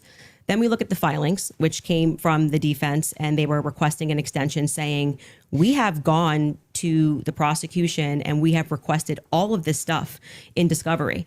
Yes, you are saying that you took Lance's phone, okay, and that you collected his phone on September 11th and that you sent it off or whatever. You took a picture of the text messages and we are being given these text messages to review. Crucially, Kathy Nestor said, I have not even been given access to my client's phone during this hearing. She said, I haven't even been given access to my client's phone. She can't tell you, as a part of their discovery request, it's not enough to say to me, Candace, I just got a text message from Candace, and I say, I didn't send that text message. Maybe that's what her client's saying. We don't know because we're not at the trial, right? Maybe he didn't send those messages. Could there be someone who logged into his Discord? Could there be someone who logged in to his Apple? George could be sending text messages right now. We are married. He has every login that I have. And remember, he's up for a death sentence. So if I'm able to sow reasonable doubt with common sense, He may they come were- during the trial, and when they actually have to address these points, say, I did not write those messages. I was here. No, not a Lance, husband. my boyfriend, was logged into my phone, logged into my Apple ID and my iCloud, sending messages. I know that we have the capability because my husband does it. He has the capability to send messages from my phone. It is not convincing to the public Nice. when, for whatever reason, the Good point. FBI combined with the SBI, it was not the prosecution's fault. They made that clear during that hearing, would not allow them that discovery request to be able to see where did that message come from. Because you're point. saying my client was here, Go Queen. right? I want to know if that message actually was generated from his iPhone when he was waiting to retrieve his, rifle, hoping that the pooch doesn't have a bad sniffer, like just weird messages. I want to make sure that, yes, it was actually him. He was holding his phone, and his boyfriend didn't just log in to his computer when he was home. Lance was his boyfriend. That is a crucial fact here. That discovery was not met by the time I got to preliminary hearing. So I remain unconvinced by these text messages. Just as you feel convinced by them, I feel unconvinced by them. Okay. Nice. So then the idea here is the reason that you don't think that these are valid Yes, text this is messages, live. and you don't, right? It has not been proven that these messages are valid, and they don't sound valid to me. I don't think anyone, even if someone was selling like a, I don't know, pot on the corner, would be smarter than to write a full-fledged confession. He even writes, I thought I would get away with it, and I was hoping never to tell you until old age. And then we're being told that he wanted to commit suicide. And okay, but he just said he wanted to get away with it, but he's not smart enough to, I don't know, maybe not text it's such a confession like we've never seen. I think this would be like the first time ever somebody has start to finish written an entire, I'm in this surveillance footage and I'm here and I'm wearing my Converse. I'm being a little facetious here, but it was a little ridiculous. It didn't pass a sniff test for me. You have kids, and you love them more than anything. I do. If it was the case that you thought that your kid was innocent, wouldn't you be out telling everybody and their brother that you thought that they were innocent? And also, wouldn't you maybe recant and say, hey, I didn't actually. Candace is not like a confess to me. regular He didn't citizen. actually. None of this happened the way that the state is presenting it. What would have Obviously, prevented the showing more parents courage from than others. testifying? At Well, that two things I preliminary? can answer that. And if you watch my show, I keep telling you it's not vibes. So right after the shooting happened, Lance Twiggs, the FBI put him into a safe house they paid for. They went to the parents as well, to Matt Robinson and Amber, basically said, your life's at risk. There could be somebody who jumps up and wants to avenge Charlie Kirk. And, we're going to watch you. And they went into a federal safe house. What happened next is that they started thinking that the feds were maybe gonna, maybe not as honest as they thought. And How do you know any of that? So you gotta watch the show, right? Yeah, no, how do you know that? I had a source within the Robinson family. You have a source, Yeah. an anonymous source, of course. So there's no way for us to verify that what you're saying right now is actually even true. Do you find it to be reliable hearsay? No, I don't find it to be reliable at all. It's just a source. I'm just doing what the What you're doing prosecution is did. a cool story. It's You're not giving- cool. Well, Hang you on, must hang have on. You're hated giving watching. us. You must have hated hang watching on, the you're giving preliminary us. hearing. You're giving us a cool, Okay, cool but story. wait, You're saying that according to your sources, that the reason that the parents haven't recanted any of this. Recanted what? They have no statement from the parents. Wait, I just want to make sure that if it was the case, it was being reported in mainstream media that your father came to you and said, "Hey, is this you? What's going on here?" And then he and one of his buddies took you in where you turned yourself in. You wouldn't go out and be like, "No, that's not what happened." That isn't what happened, though. You're just wrong on this. Okay, maybe Yeah. I'm paraphrasing. What am I wrong So on? what is sorry, just so I'm clear, where is your evidence that the parents turned him in? Well, no. I didn't say that. You said I it does the mainstream media? I said with a sheriff friend. Yes. But the father did confront him, The father confronted what? Tyler Robinson. And where did you learn this? That the Tyler Well, I mean, confronted that's part him? of the official documents. Our fact checkers can pull that up. But yes. But I'm saying, when you say official documents, do you mean you saw this on CNN or Maybe you he's saw watching this play out porn. in the hearing? No, this was one of the things that I went through and fact check pre-debate. Are you talking about the charging documents? I think it was it could have been in the charging documents, but I do, we can pull them up. No, and yes, are you disputing this? Slamming Yeah, wanted. Do we have that on the back to pull it up? 'Cause I can do know- already tell you what you're talking about, the charging documents, because Okay, this go is ahead. where we had to figure out where this story came from, because everyone was operating under the assumption take another that ad Matt break? Robinson turned him in. Until we got to the preliminary hearing and we understood, like I said, even for that, when you are charging someone, you can use hearsay. It's all probative, right? Sure. Nothing. So they didn't have statements. It's not like Matt Robinson, even though he was interviewed that night. Amber Robinson was interviewed that night by a Fed, separate rooms. Tyler Robinson was interviewed by a Fed. They did not produce statements saying, my son did this. I believe my son did this. But what happened was they did interviews, but also the crucial person here who you just brought up is Mike Mitchell. Mike Mitchell is the biggest unknown in this entire case. Everyone keeps saying they heard from Mike Mitchell this, they heard from Mike Mitchell that. So when the person wrote up the report that night, and it was Brian Davis who wrote up what became the charging document. He after they transported Tyler Robinson from the Washington Sheriff's County office up to, I think it's Salt Lake City. I think it was 4 a.m. in the morning. They got up there. He then writes the what becomes a charging document. So he's basically saying, we all spoke to a bunch of people and here's the information that we got, right? We've not seen that. So it could have come from Mike Mitchell. Mike Mitchell could be saying, I don't know how this negates the point, though. Why it wouldn't truly the negates parents? the point because you don't have a statement from the parents. Yeah, you are going. Why wouldn't they just correct the It's not correcting. That misinformation? doesn't negate the point. The point is that we now got the preliminary hearing. If the parents were the ones who said, I'm turning my son in because he's guilty. I didn't say they turned him in. I think you're talking about you said it's been the narrative. Everybody's known this. The narrative initially, which I think you agree with, was that, Matt Robinson knew his kid was guilty and turned him into the police station. What actually happened in terms of Sheriff Brooksby, who was present there and gave a press conference, what happened was this Mike Mitchell character essentially peer pressured him. And we can get a fact check on this. We can find Sheriff Brooksby's press conference. And he said, they know it's you and you're going to come in peaceably, or people are going to be banging down your door. He was a undercover cop, which I don't like that. I don't know what he did undercover. It's very hard to find anything about Mike Mitchell, but he worked with them for 20 plus years, the police officers. The reason why Tyler Robinson knew him was because he lived nearby and he was also his Boy Scout leader. How does this negate that the parents could write this second? And by the way, if you had the evidence, I'm going to address that point. I'm just saying that your first point, which is that the parents did this. Yeah. We don't know that the parents. I didn't say that they did ever. Never happened. You're quoting the parents as having said. You said that Matt Robinson said that his kid was. You say involved.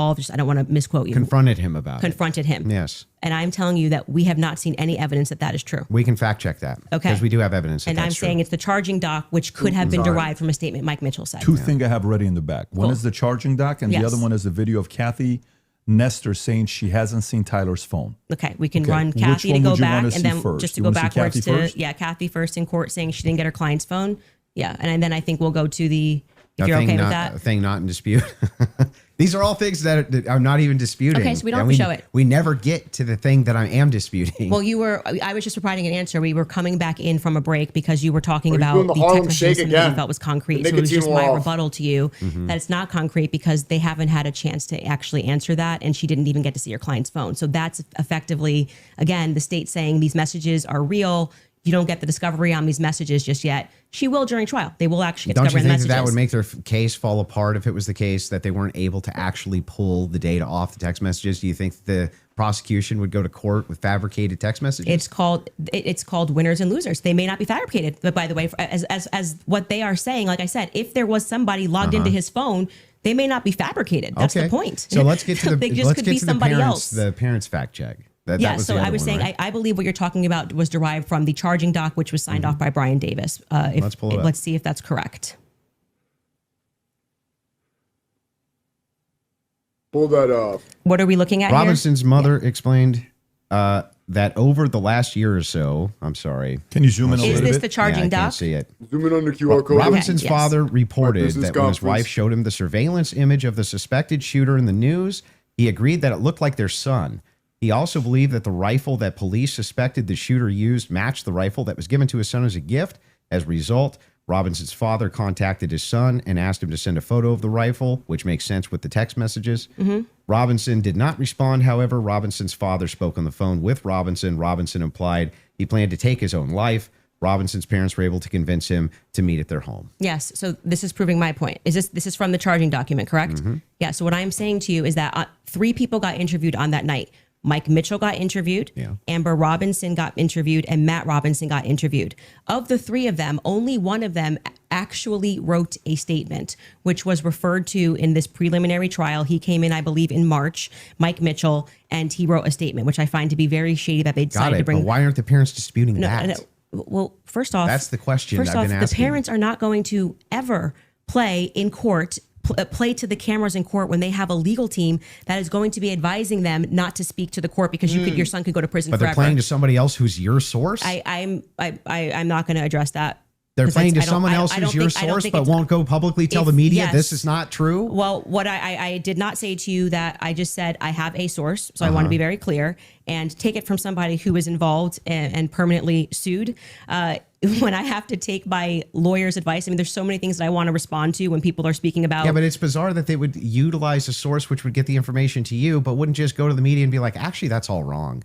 I am telling you that you would nary hammering find this home, a bro. lawyer Stop who would trying to get a advise you suit. to go to the media. And, Oh, and speak. this mother, especially when your son if is up I thought for, that my is- kid was up for death. If I thought that my kid was in any way, shape, or form going to be up, you couldn't shut me up. Or my wife, she would be Bad like, argument. "That's not true. That's ridiculous. There's no possible. That never happened. These people are lying through their teeth. They'd be public whether you like it or not." Yeah, that's for you and your wife. But when a judge issues a gag order in a case and your son is up for death, and your lawyers could be advising you that if you say anything, you could blow the case, you would have a more responsible consideration. I see. And we're speaking opinion here. You're like, well, I wouldn't care. I'd violate it, and I'd violate the judge's orders and see what But would happen. if you have a I'm source, not- it seems like I'm they're not- violating it with them. I'm not speaking to a source, but what I am saying to you is speaking just relevant to what this is. We have not seen any proof that statement that is included in this charging document. I think it is highly likely on the basis of the preliminary hearing that all came from Mike Mitchell. And Mike Mitchell would be a part. He's Based saying, on oh, the statements of the, well, it's him parents. saying the parents told me this. The parents could dispute that. That's going to come down the line, right? They're going to be able to seat the parents. I will say this, putting together context clues. If the state had it on, 100% certainty that Matt Robinson and Amber Robinson said it, a 5-day preliminary hearing would be a good time to say we have enough evidence. And I can tell you why Matt Robinson made this statement, and here is his statement that he signed. That would have been a good time to present that evidence. That and would get the also public be on a your good side. time for the defense to say that's just totally fabricated. No, it's not. It's the wrong time. Why couldn't they? That is completely the wrong time. Why couldn't they? Because what they're doing is they already said they didn't receive discovery. They literally can't. They literally can't because they can't. They did not You're receive saying that discovery. they didn't receive that information? No, they just received the text messages. But in order to That's not the text messages. Why is he the probative crossing his information. legs? He should Yeah, we're man talking spread. about the information that we just reviewed. That's not the text Man-spread messages. they never Ours. presented it. The state never put it on. Yeah, they didn't. The defense could easily still have presented this. Yeah, No. they could have said they're No, no, they're not allowed to. Are no, you sure? in a preliminary hearing, Yeah. the defense is engaging with whatever evidence the state decides to put on. They did not put this on as evidence. Brian Davis was up there. So they're not allowed to present anything. They're responding to the state's I'm evidence. asking, are they allowed to present anything? They are allowed to say, Like if there was a conspiracy that they could prove right watching then and porn. there, would they present that in one of these hearings? no, it wouldn't be the right time for I that. disagree. I think It's that not a I disagreement. think You're- that they not only could do it, but they would do it. In fact, when I talked in depth with my attorney, they said that's exactly, if you had actual evidence that there was fabrications by the feds, that's exactly when you would introduce that. So when in the document that they filed yesterday or a couple of days ago, the appropriate, like what you're doing at this stage of the hearing is the state is saying we have enough evidence Yep. that we think this needs to go forth to trial. Hence the reason that there's this extraordinary, we allow hearsay because it doesn't really need to be perfect. It can be enough that we feel like we can move forward, right? And okay, I disagree with that in general when somebody's rotting in prison, but whatever. The next phase is for them to meet in court and for the defense to essentially present an argument to the state that says, we find this filing to be defective in and of itself. We don't even have to defend ourselves because you, the state, have enough, you know what the laws are on the books, and this filing is defective and you should get rid of these charges because they don't make sense based on what you can decide based on a law on the books. So then that's why they then file the dismissal, right? So in the dismissal, what they're doing is they are engaging, and this is what was widely misinterpreted. well, yeah, they're engaging as though as it's a hypothetical. If this Yes. is hypothetically Yes. true, then So X. they're saying all of yeah, these but that's charges. I'm not disputing any of that. So that's what you're asking why you're saying, could they just what put I'm on- asking specifically is like, who could shut parents up who are like, no way, there's no possible, this never happened, this is ridiculous. They would be shouting it on CNN. They would be shouting it from the rooftops. They would be losing their minds. And you're like, nope, the gag order would be enough to keep them quiet. Not enough for them to talk to your source, but enough to keep them quiet. I think that that's quite ridiculous. But I'll even concede this whole point to you. Let's just say, Yeah. maybe this was misconstrued, right? There's a little bit of reason to doubt it because we're still waiting for the evidence for trial. If that's the case, then why not take the same standard for the evidence that you present? You're just waiting for trial. Well, you didn't do that. That's Wait the a reason second. we're here. Wait a second. I just want to make sure that I got this right. That's your argument to me, right? My argument to you is what? Your argument to me is that, hey, wait a second, Andrew. There's not enough here that He's convinces digging himself me. a hole with this one. Right? Well, that's actually my rebuttal to you, is that you are saying, why are people engaging in what you term to be conspiracy theories? No. I term it to be thinking. They're just thinking because they're recognizing there are a lot of holes in these stories and that this is not strong evidence, right? This is the reason they're doing it. I'm explaining to you, this is the reason that they're doing it. I'm addressing what you view to be overwhelming evidence. And by the way, I want to be clear. That which convinces me. Yeah, well, So? thus far, And this is every just like, point that you doesn't brought convince up, you. If that every which point that you convinces brought me. up, did you feel like this is beyond actually. a reasonable doubt? I mean, you realize remember he's, what I said in my he's opening. going to be. It's not beyond a reasonable doubt. It's just what I find convincing is what I find overwhelming. So why are you so upset when people say they don't find it If convincing? that was the limitation of the claims that you made, if it was just, wait a second, there's a little bit of problems. There's some problems in this case that I have questions for that I want answers to. Nobody'd have a problem, actually. Least of all me. I would be the least likely person to have an issue with you, any of your fans, anybody saying. In fact, I've had tons of Discord calls about this. My position's always been clear. Of course, conspiracies exist. Some of them have way better evidence than others. But I've seen them myself. I know conspiracy. In fact, the federal government has hundreds of thousands of laws about conspiracies. They see them everywhere. We both know this, right? That's never what the problem is. The problem is when you make claims outside of, well, wait a second. I'm just questioning evidence here. I'm just questioning what the state's case is here. I'm just asking questions. It's when you make claims outside of that, where you claim that there's good evidence or good standards you should believe because, and then it turns out that it's all nonsense or it's wackadoo stuff or it makes no sense. Like what? And when we have a chance to cross-examine your evidence that you've presented, I'm going to show a lot of that. A lot of this conjecture that's based on literally nothing, that leads from no inferences whatsoever. Like you couldn't even infer it logically. That's the problem. The problem has never been whether or not you just said, you know, there's not enough in this case so far until we get to the trial. I remain unconvinced. I'm sure there's tons of people who remain unconvinced yet until we get to the trial. I think that's fine. I think it's fine. There's people who are convinced too. That's never been my problem. My problem is the claims which are external to that. Okay. I'm not sure I really care if you have a problem with what I think in my own spare time. I don't understand this like lecture that you just gave. But beyond that, what I'm saying is that What the lecture? state is allowed to use. I didn't this is lecture what you. this is what my problem is. You guys are not allowed. Yeah, you guys think while it's still legal. You can. You are allowed to do that. So, but anyway, Nobody said you can't. going back to you saying I wouldn't have a problem. I think I just demonstrated pretty thoroughly that what you claim that you have a problem with is exactly what the state is engaged in at this stage. So it just doesn't make sense. That's not the case. In fact, So the if people thing look is, and they say, the thing I'm is looking at the funny. gun and I see and I'm inferring this, and someone else says, I'm looking at the gun evidence and I'm inferring that, they're both doing the exact same thing. They're not. You're just saying, I want to do it for the state. That's propositionally false. That and is not I'll propositionally explain false. exactly how. It is the case that every proposition is going to have a true or false conclusion, period. That's just logic, right? It's the law of excluded middle. All propositions are going to be true or they're going to be false. When we get into when we're making inferences based on propositions. We can actually come to true conclusions with false premises inside of a proposition, in fact. What we're talking about here is not whether or not you feel that you're convinced by this evidence. But you felt like you were Right? convinced. Sure. But here's the thing. When you ask me my reason, Andrew, why are you convinced by this? I can give you my reasons why I'm convinced by it, why it seems reasonable and rational to me to be convinced. You could even say, but Andrew, I'm just not convinced by it. If that was the limitation of your claims, we wouldn't even be having this conversation. That's why I wanted to have the conversation, in fact, was so that we could move into your actual claims that you've made, which transcend the idea of I'm just asking questions. Before we get into that, your team has one thing they want to show before you go into that. Okay. So if you want to pull that up, this is the prosecution filing showing defense had full discovery by April 1st. Oof. They did not. That's not true. Wait a second. Yeah.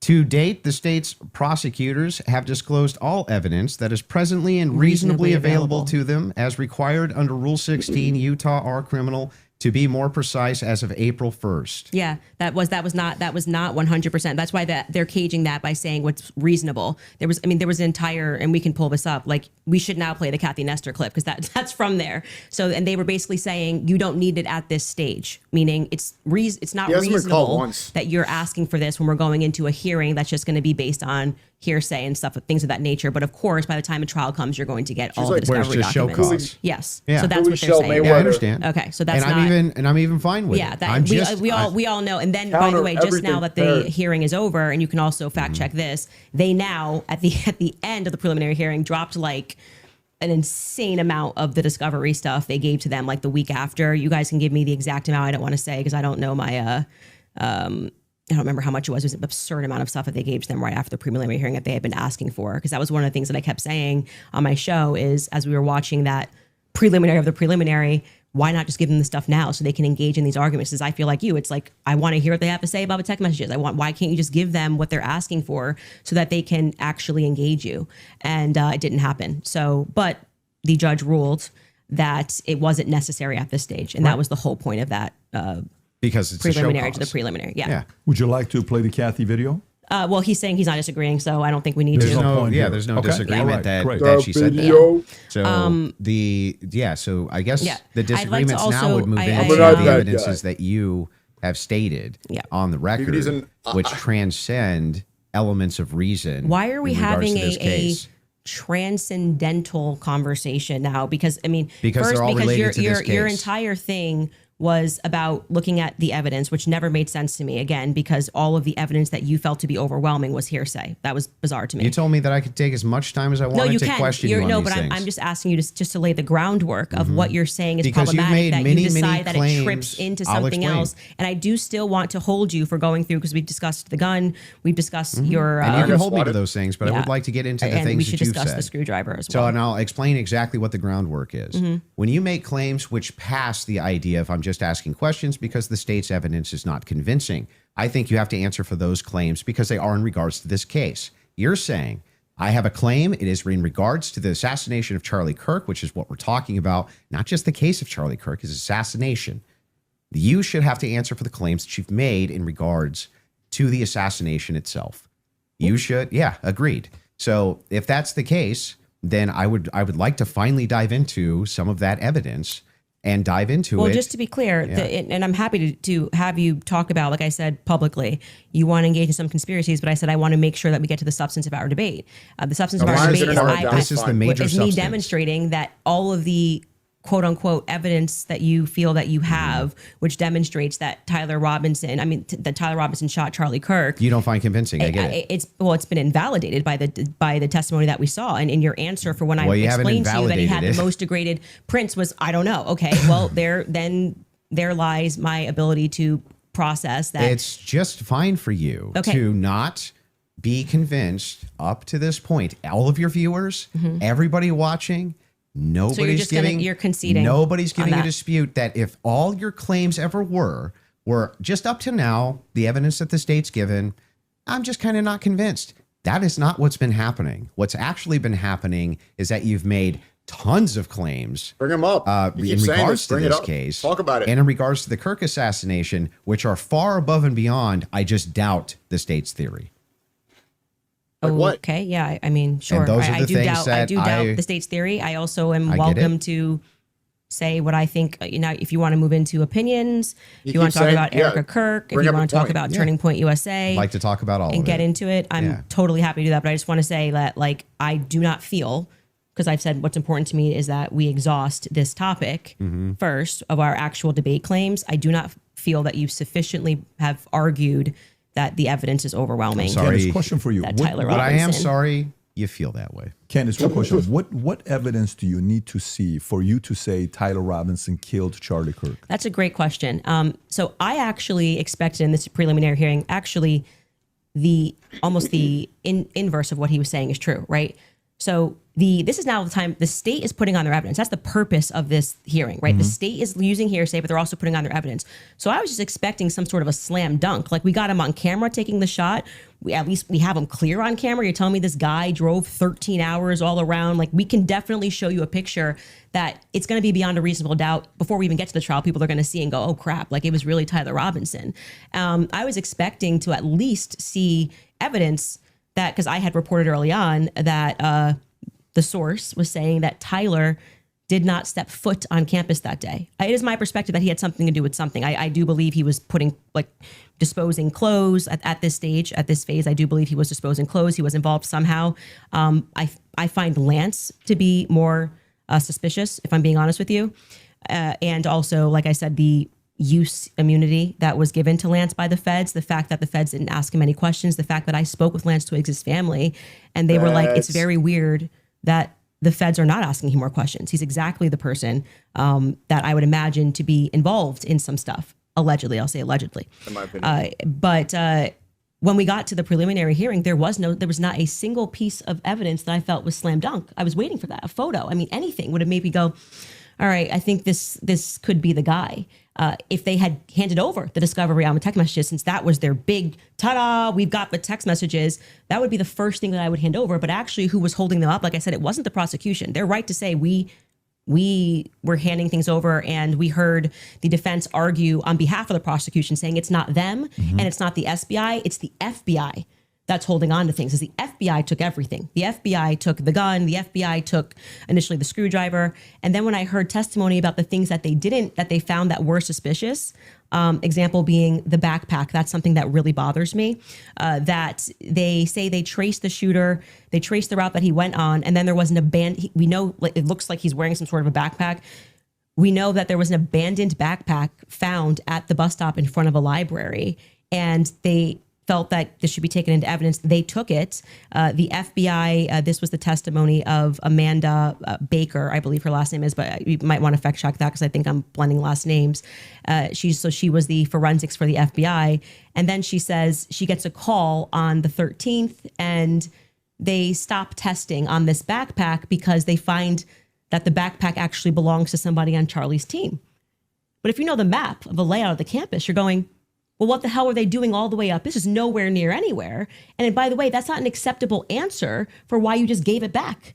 That's like, why would you give it back? You're acting like no one's ever been killed by somebody on their team before, right? So I found that to be very strange that it was on the exact route that the alleged gunman ran, and that their excuse was, we just gave it back because we heard that this belonged to somebody on Charlie's team. So that to me is, this is why the investigation itself feels underwhelming. When you learn, and this is completely crazy to me, that some of the artifacts that Charlie was wearing were immediately returned to Erika. That's absurd. That is absurd. Everything should be in evidence. When you learn that the car that they carried Charlie in to go to the hospital, they had immediately towed, cleaned, and back up for resale, that's absurd. That should be sitting in evidence. And any police officer that you speak to will say, or a person that's been involved in a crime will say, I didn't get my stuff back for years. That had nothing to do with anything. It was just around. And they kept it into evidence until the trial was over and it has to be approved. I think somebody said by the attorney general has to sign off on giving you those objects back.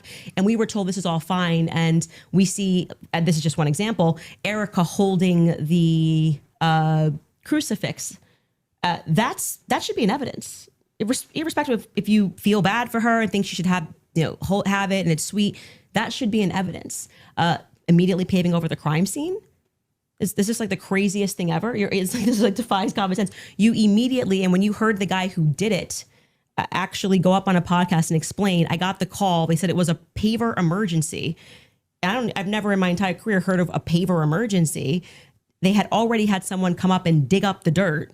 So by the time he got there on Sunday, the dirt had already been dug up for him to lay down pavers. That is what people are looking at and going, this is weird. There needs to be answers for why this was done. He tells us the call came from the feds and the governor's office. UVUs washed their hands of it. And what he's saying Sounds true, because we heard during the testimony, one person described the regions of who was in control of everything. The feds were in control of the courtyard. Because So in Andrew's order for trying to anybody call who her, peeped oh, you're a anything, conspiracy that was theorist, federal but he didn't bring up territory, any claims. so to speak. I'm maybe He's not trying to using lean the best into that cop term, theory but the feds against were in her. control of the courtyard. So these are things that I think should be answered for. Why are we doing things differently than you would in any other criminal scenario of keeping the evidence until we know more, until we're confident? The various decoys. I did it. It just doesn't look right.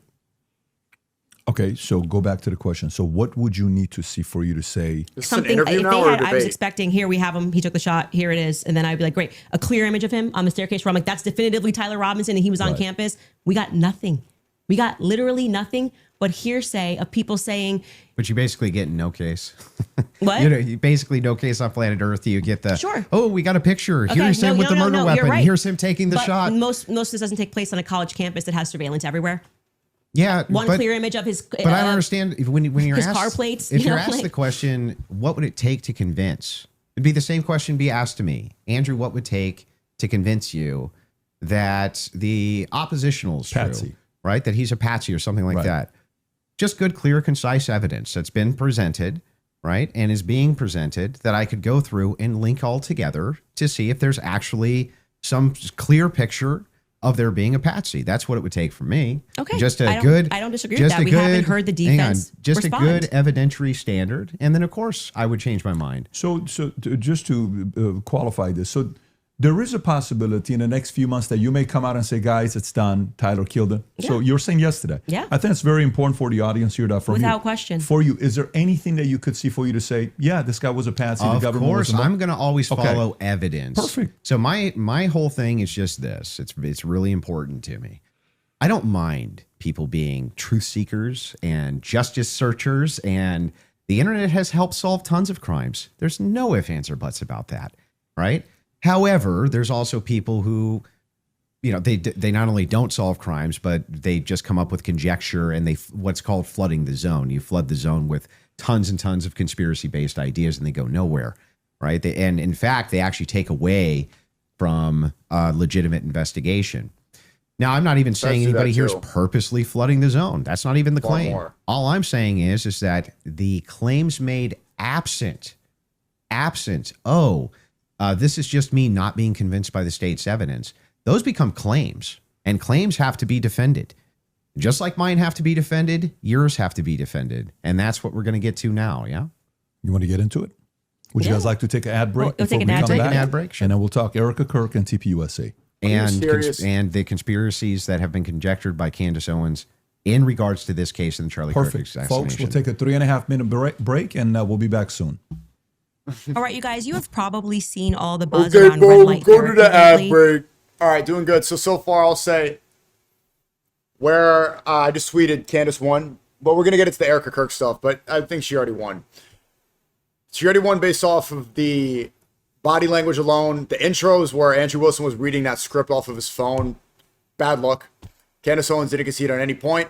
She's beating the allegations that she's just a crazy, kooky conspiracy theorist. She had evidence to back up everything that she believes. She responded to everything coherently.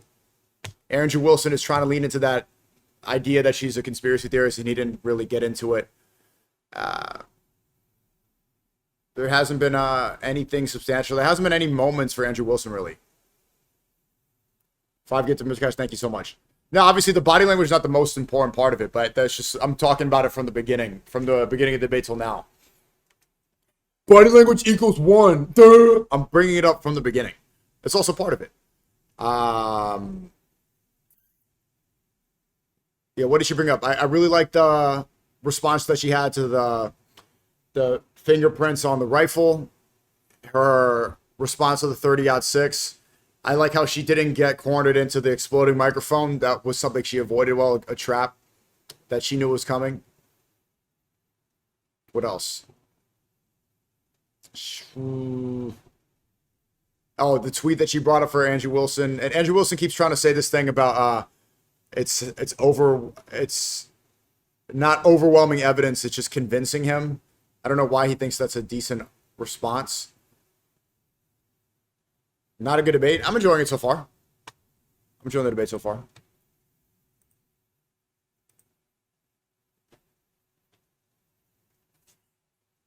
She's the only one bringing receipts. Yeah, I'm surprised. I was expecting Andrew Wilson to have a bit more. To have a bit more.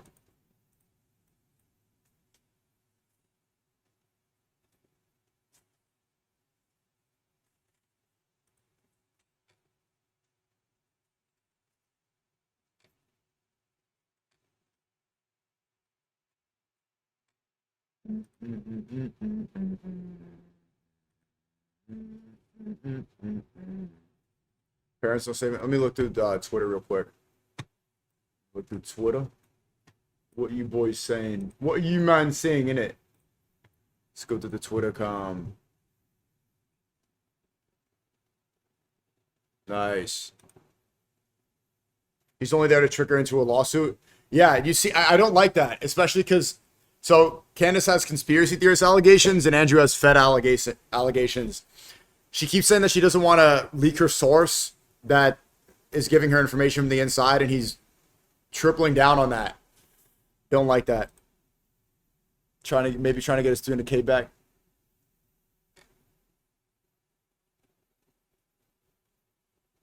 Has if you want to pull. Yeah, this was the highlight of the debate. So this is the highlight. This receipt.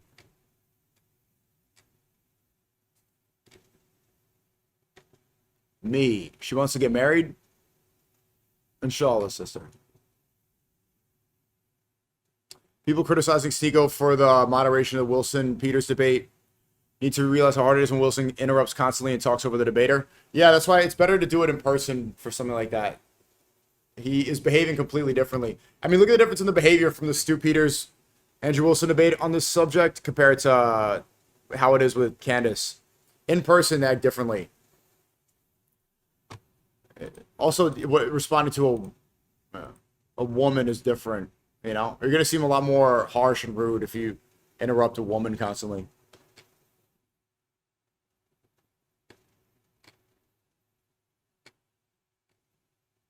DM more guys acting like a girl for me, Tate. Get all that money. Come on, guys, let's move directions. Let's move directions away from this guy. Come on. He's spreading the truth. Your guys' king was a on the internet for money. Literally all NPCs. They're all bots. Hit the Tate dance. Let's see this gay Tate dance. Let's go, guys. Let's go. Get on the ground. Get on the ground for daddy. Yeah, start bending down for me. I like when y'all fucking do this. All for daddy. I'm daddy. 220 pounds, my nigga's fat as fuck. I'm in freedom of speech. I can talk all I want. I can talk all I want. Freedom of speech. We're in public. Shut your bitch ass up, media man. Media man, quit recording. Quit recording, media man. Hey, quit recording. Quit recording. Let's go, furry femboys. I thought we were all Jewish out here, guys. Are we not Jews? He was the guy yelling, Kabbalah! When the lawyer was giving a speech. Let's go to the Kabbalah! Young man. Let's go to the Kabbalah. Why did he keep saying that? I don't think he knows what Kabbalah is. I think he's thinking about the wall. He's saying something vaguely Jewish. That's it. Let's go to the Kabbalah. Let's go to the Kabbalah! Young man. Let's go to the Kabbalah. Would you mind if you just gave us a few minutes while we spoke? Yeah, let's go Jews. Okay. Free the Jews! Free the Jews! Free the Jews! Free the Yeah! Jews! Free the Jews! I want tech teams in Israel. Oh my god. That was... Get on the ground. Literally all NPCs. They're all bots. Hit the Tate dance. Let's see this gay Tate dance. Let's go, guys. Let's go. Get on the ground. What's this one? No days off. Supporters already out. They're out again? Yeah. Innocent until proven guilty. All folded up. Yeah. The Matrix hates this. The Matrix can't stand this. Those fights tomorrow, right? Islam, JDM. Okay, they're still on an ad break. I think PBD is rolling ads. Candace isn't. Wait, I want to bring up. There was another funny thing I saw from this protest. Hold on. Oh, this was so funny, bro. So, okay, there's this Twitter page called Tate Protests. This made me laugh so hard last night. It's run by this guy, Will Pujols. No hate to him. So, Tate Protests, right? We were looking at the website yesterday. And so, look at the stream. He's like covering the I event. got to tell you that when I went there today, before I even got to park, I noticed that there was a lot of Homeland Security, police presence. You know, there was a bunch of news reporters. Okay, so he's covering it, and then he's watching my stream. Here's the funniest thing, though. Look. Brothers.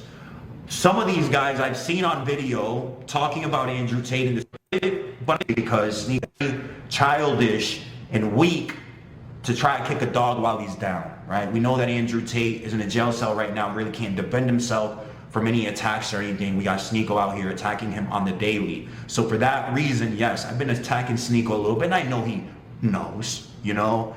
But let's see what he's talking about. I saw a Tate fan saying this. They're saying, oh, you're kicking the Tates while they're down. What would you do? You guys memory hole everything. You act like you didn't know what went down. Sneako! Speaking of PBD, okay, I'm a Fed guy. Rat on Sneako. What would you have done? What do you expect me to do? People saying that you're disrespecting the red pill, the manosphere. You should side with the Tates. You're attacking them because they attacked you. What would your response be? I don't get, like, what do they expect the alternative to be? Right? So who we got in here? Anybody in the chat yet? What's up, guys? Dark Guardian, I see you. Avi, I see you. Okay, ready? It gets funnier. Out by the jail, so stick around, guys, okay? Because I'm going to be there tomorrow, okay? God willing. All right, so let's go ahead and let's see what Sneako was talking about, man. I'm just curious, to be quite honest, because, you know, first of all, I'm not a huge streamer or anything like that, so to have Sneako actually even commenting on my things are, you know, it's pretty whatever, but let's go. He's muted. He's muted. It's not the audio, so my audio is working. I was watching this back. And look at him. He doesn't realize for like the majority of the stream. Nice. This is what the Matrix hates. The Matrix can't stand this. He's cooking them. Facts. Lifted me out of it, you know, like nobody understands men's mental health better than Andrew Tate does, all right? Depression isn't real. They try to psy up. And it keeps, and like, it's for the whole stream, bro. He's still muted. And I don't know if there was anybody watching the stream or if maybe the chat was not moving, but I'm not the push-up guy. he didn't know. It's for the entire stream, and it's still up on Tate Protest. This is still up. Oh, yeah. He's the organizer of the tape. Still going. Still muted. Muted. Let's go ahead. So we're like 10 minutes in. Your client doesn't follow Christ. So He's still muted.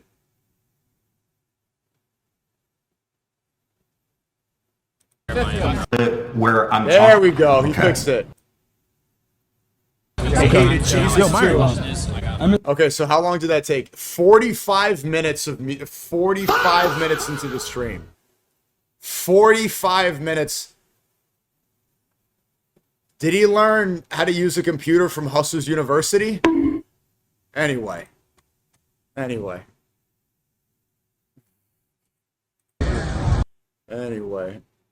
me go see some of this. Yeah, and it's one for anyone's like, oh, he's disrespecting the Tate, bro. Okay, pipe down. 100% deserved. Also, it is disappointing to see how many people were there. The debate's not over. They're on timeout.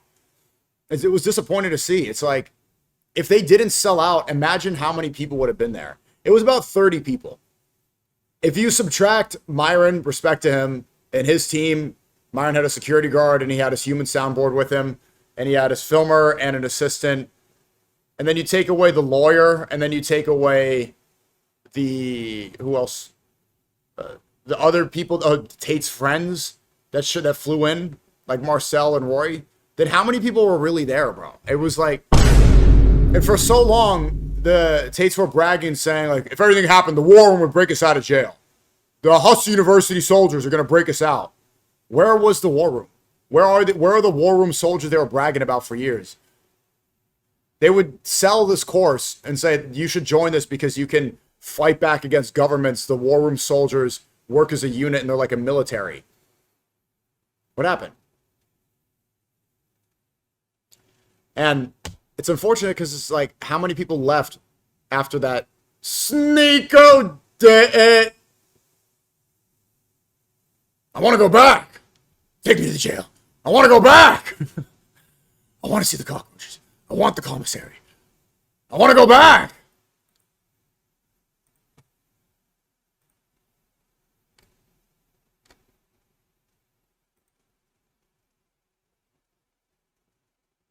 Yeah, it's over, guys. It's over. It's over. I want to go back. He said, another word for it. Yesterday was a movie. On the 27th, we go harder. Yo, last night was a movie. Last night was when we were doing the push-ups on the sidewalk. That was a movie. Movie viral. Bang. 2, 3, 4, 5, 6, 7, 8, 9, 10, 11, 12, 13, 14, 15, 16, 17, 18, 19, 20, 21, 2, 3. All right, debate's back on. We'll see the push-ups later so we can raise our testosterone. Defending your position of the overwhelming evidence. Let's get to the good stuff. Yeah, Erika Okay, Kirk. beautiful. Turning you take point. the lead. Go for it. Yeah, so I have a bunch of questions for you, and I want to make it super painless, right? So no traps, no gotchas. I'm just going to ask them direct, and I think that as long as they're not loaded, if they're loaded, you should not respond yes or no, but as long as they're not loaded, if I just directly ask them, No I'm fed hoping questions. that you'll just give me a direct answer. So here's the questions that I have. Wait, before we get into that, I would like to just reply to that. So just to be clear, Did you change your outfit? we agreed to debate our claims, and then I agreed publicly that I have no issues having a conversation with you about other things that I've discussed that were outside of the court hearing and things like other evidence that's come across our lap and things that we've been speaking about. But I just do want to make it clear to viewers that for whatever reason you think that you have a right to sort of depose me. I'm not deposing you. I just want to ask you some questions. You literally said that I want to be able to Well, question this is you. a meta conversation. Right, We're having but a meta okay, so debate. now we're transcending. Like let's to use I a mean, word there's no- to use there's a no- word nothing that you're transcendent. saying. But this is what you're doing, right? So Okay. this part to me feels like a So bit of am I a allowed to ask the questions? I've already said you can ask questions, Then but I let me made it ask very them. clear to you Yeah. via email and with you in conversation that we should be speaking. This Yeah, I isn't know, like but you I get to wanna- sit. I wanna I ask said you if you some want questions. to depose me, you should join I'm not Brigitte deposing Macron's you. defense team. This But is you're part- like, I'm this just is going a to ask questions. legitimate Can you part- answer it? Blah, blah, blah. Yeah. It's like, I don't know what you're going to ask. And I I'm know. going to And answer if as you I have see issues fit with because it, I'm not. I get it. Yeah. I get okay, it. Just If- so we're clear. 'Cause- Usually in the debate, if something's not loaded, I'm just direct with the because you kept question, saying with I'm the Joe answer. Rogan. They have no evidence. They have no evidence. And now you're like, let's move away from the evidence. You Let's actually, talk about transcendentals. yeah, okay. Anyway, so direct question, super easy. Was Lance Twiggs DNA on the rifle, as far as you know? We can't say that for certainty. As far as you know. I already answered that in the first part. We can't say that for certainty. I told you the context of which they spoke about those things. So was- no, as far as you know. we can't say that for certainty until we know what other the 5 sets of prints were on. So that there. would be no, as far as you know. We can't say that for certainty. You can say no, as far as I know, for certain. We can't say that for certainty. I actually You can I, say just so that you for know, certainty. if your energy here is going to be like you're my dad and you can tell me how to speak or what I'm supposed to say, you're just going to come up against the wall. Nice. I'm Okay, familiar with but- this debate strategy. but I like, am just yes or no, telling yes or you. no, Keep yes or reading no. it We're well. not debating anymore. We're having a conversation. So I already addressed that in the first half of this about why. No, like, we're still there's- definitely debating. This is still no, it's not a debate. This is Now inclined this to is you your saying I want to probe Yeah. things that sit outside of the evidence. I actually That already you've addressed this. stated. You asked me. Uh-huh. You're not going to go like side where you're text. sitting and I'm on trial. I'm not on trial. Okay, great. So let's you talk can about have a the, conversation let's as talk we've about the agreed French, to. Let's talk about the Foreign Legion. Sure. Was the Foreign Legion, do you believe, trying to kill you? Yes, that's why I reported it to the correct officials in don't like government. how that's what I was told, and I cocky handed he over that comes off information sometimes. to Tulsi Gabbard's office. Are What's they your trying best to piece of kill you? evidence for that? Well, it was Positive evidence. It was told to me Mm-hmm. by somebody who is high up in the French government. I passed off that information to Tulsi Gabbard's office. I also passed it off to Trump's office, Donald Trump's office. Mm-hmm. And that's all I can tell you. I wouldn't be able to probe any evidence because I don't have the power to do that. I'm not the federal government. And I would also like to say that this becomes this other piece of what you do, which is when people say this, I was told this, and this is the evidence that I have, and I'm willing to have that conversation and write the email to the correct government body that deals with this. Like, I can't hack into Emmanuel Macron's bank accounts and say whether or not the information. I agree. But then you go, well, where's your evidence? It's like, well, my evidence is that I reported it. I did the right thing that you're going to do. So if somebody calls and says, hey, Andrew, there's a viable death threat against you, and that person definitively has the rank to be able to tell you this, and you say, well, what I'm going to do now is I'm going to report that to the feds. Then I go, what's your evidence? It's like, well, I got the information, and I gave the information that I got from who I got it to the right body of people. And that's what I did. Got it. I just want Cool. to make sure. And so I'm not trying to trap you. I just want to make sure I got it clear. And that's why I say I want to know what you're doing now, because this has always been the thing. It's like, we actually can't win on the overwhelming claim. So we're just going to go and bring up everything that I think can try to embarrass her. I reported exactly as I received it. I'm not trying to embarrass you. I just want to make sure that I get your positions clear. I have not said, yeah, go ahead. And now you have stated Stu multiple Peters noticed the times same that you thing. believe that Israel's involved in the death of Charlie Kirk. Can you give me... Yes, we can pull up the clip. I'm sorry. I'm just saying. Pull up the Can I finish the clip. sentence? Go ahead. Can you give me the context for what are you talking about? Like when I say, generally speaking, why people think that Israel's involved? Mm-hmm. Okay. Where's your question? Yeah. Do you have any positive evidence whatsoever that Israel killed Charlie Kirk? Well, I couldn't say Israel was on the ground and shot and killed Charlie Kirk. I would say that there are various things that we're trying to establish, one being a motive.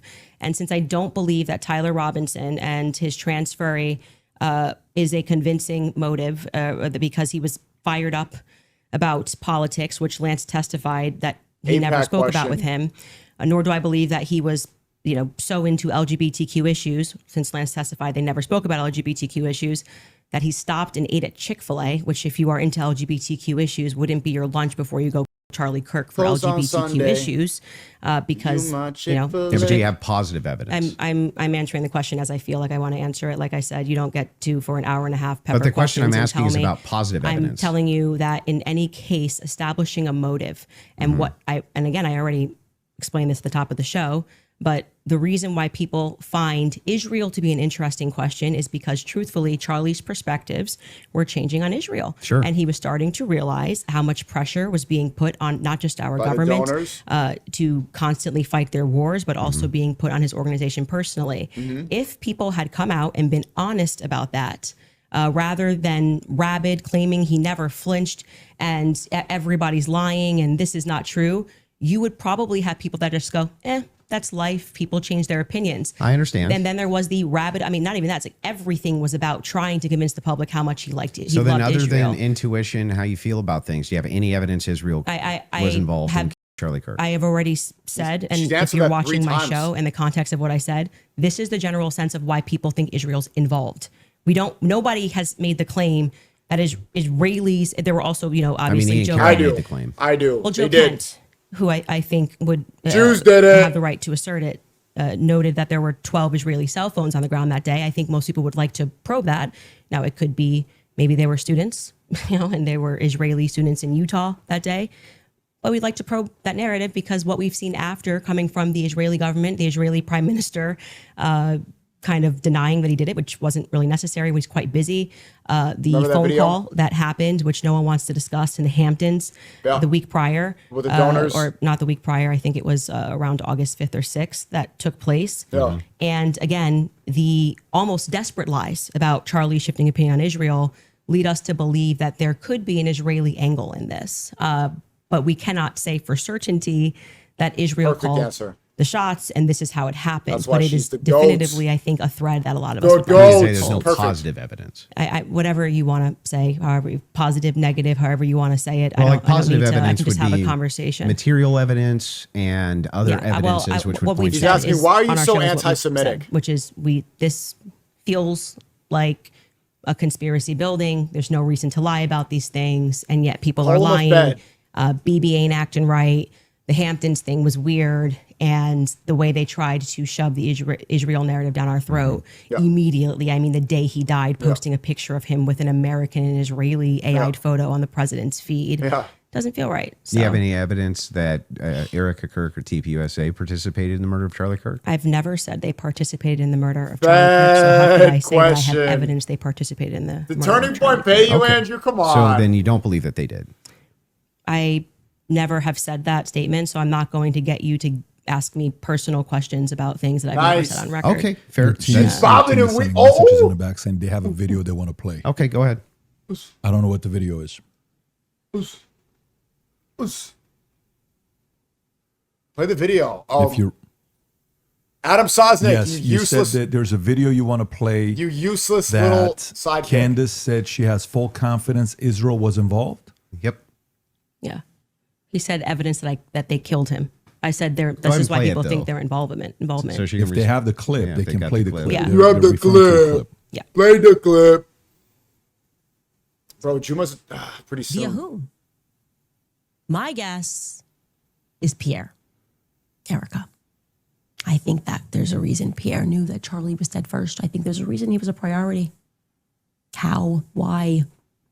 France and Israel are involved in Charlie Kirk's assassination. And I'm going to put that out there with full confidence. Okay. I also Involvement. I understand. Yeah. So you That's- think you with full confidence you think that Yeah, I think that Israel's France involved. and Israel. Yeah, I mean, the person that gave me that thing that I reported said that French Foreign Legion were on the ground that day. Mm-hmm. Again, this would be at a professional limitation for me to then go and probe that information that I handed over. I can't do that. I'm not But the you don't United have States any government. positive evidence of Okay, that. okay. Right? Liz, I don't. Can you just stop? It's actually just like annoying to hear you keep saying positive evidence. I've just asked me what I think, and I just tell you, yes, I think they are that's involved. a claim. No, I said here's what I think. I have every right think- to ask you about your claim. Yeah, but and if there's I said, positive evidence in for this your statement, claim. I literally just said I think, and I am allowed to think. And Yeah, you you're keep allowed to saying, think, do you have but you're positive making a evidence? claim. I have tons of positive evidence that I'm allowed to think. Yes. I agree. You're allowed to think. Okay, so- Nobody's disputing whether or not Yeah, but Candace like Owens is allowed to think. What I'm asking is but if you have what's your issue then? positive What is your issue with the statement? evidence. I think Did you doubt it was that 6 Israel million? is involved. That's I not do. what. That's not Hate just what you speech said. thoughts. You said I did that say I it's with think. it's with full confidence. Yes. You That would I think mis- that if you had full Can you have confidence, confidence to think when you think? But if I said, for instance, I think I'm going to be late to work, right? With full confidence, I would say my evidence for that is that I'm 20 minutes away and I need to be there in 5. Andrew, That's how you would know whether or not you had full I'm just confidence. gonna tell you something. Hang on, sister- let me finish. Sure.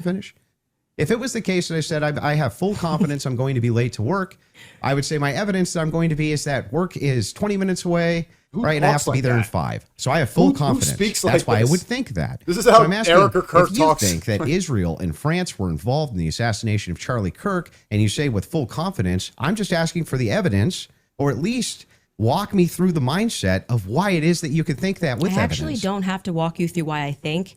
I can give you something that I think with full confidence. I think with full confidence that you know you lost the substance of this debate, and now you're moving toward things that I have said that I think, which I can do. I'm They're allowed to think pertinent to this debate. It's not exactly pertinent to this It's debate. 100% pertinent. It's not pertinent because our debate These are claims made about Charlie Kirk's assassination. That's the complete But substance of the debate. no, actually, would you like to remind him of what our debate claims actually were? And would you like to remind You you said I could ask you about any of these things I to said my heart's feel content? free, but you do not get to structure how I'm allowed to reply or ask I'm me why not are you allowed structuring to how you're think. allowed to reply. I'm just asking you direct questions. I have full confidence that It's like so. you do not feel that you represented your claim well. And so now what you came That's prepared nice. to I just do is wanna to know- present yourself like a professor of I fallacies. just want to know. And to say, you are not allowed to say that. You can't. It's You my can podcast. say whatever you want. I Nobody's said it. disputing that. It I'm seems asking- like you are disputing I'm it. asking I think that specifically when this why is you all think said that. and done, I've already explained to you. I explained at the beginning of this Mm-hmm. why I think Israel is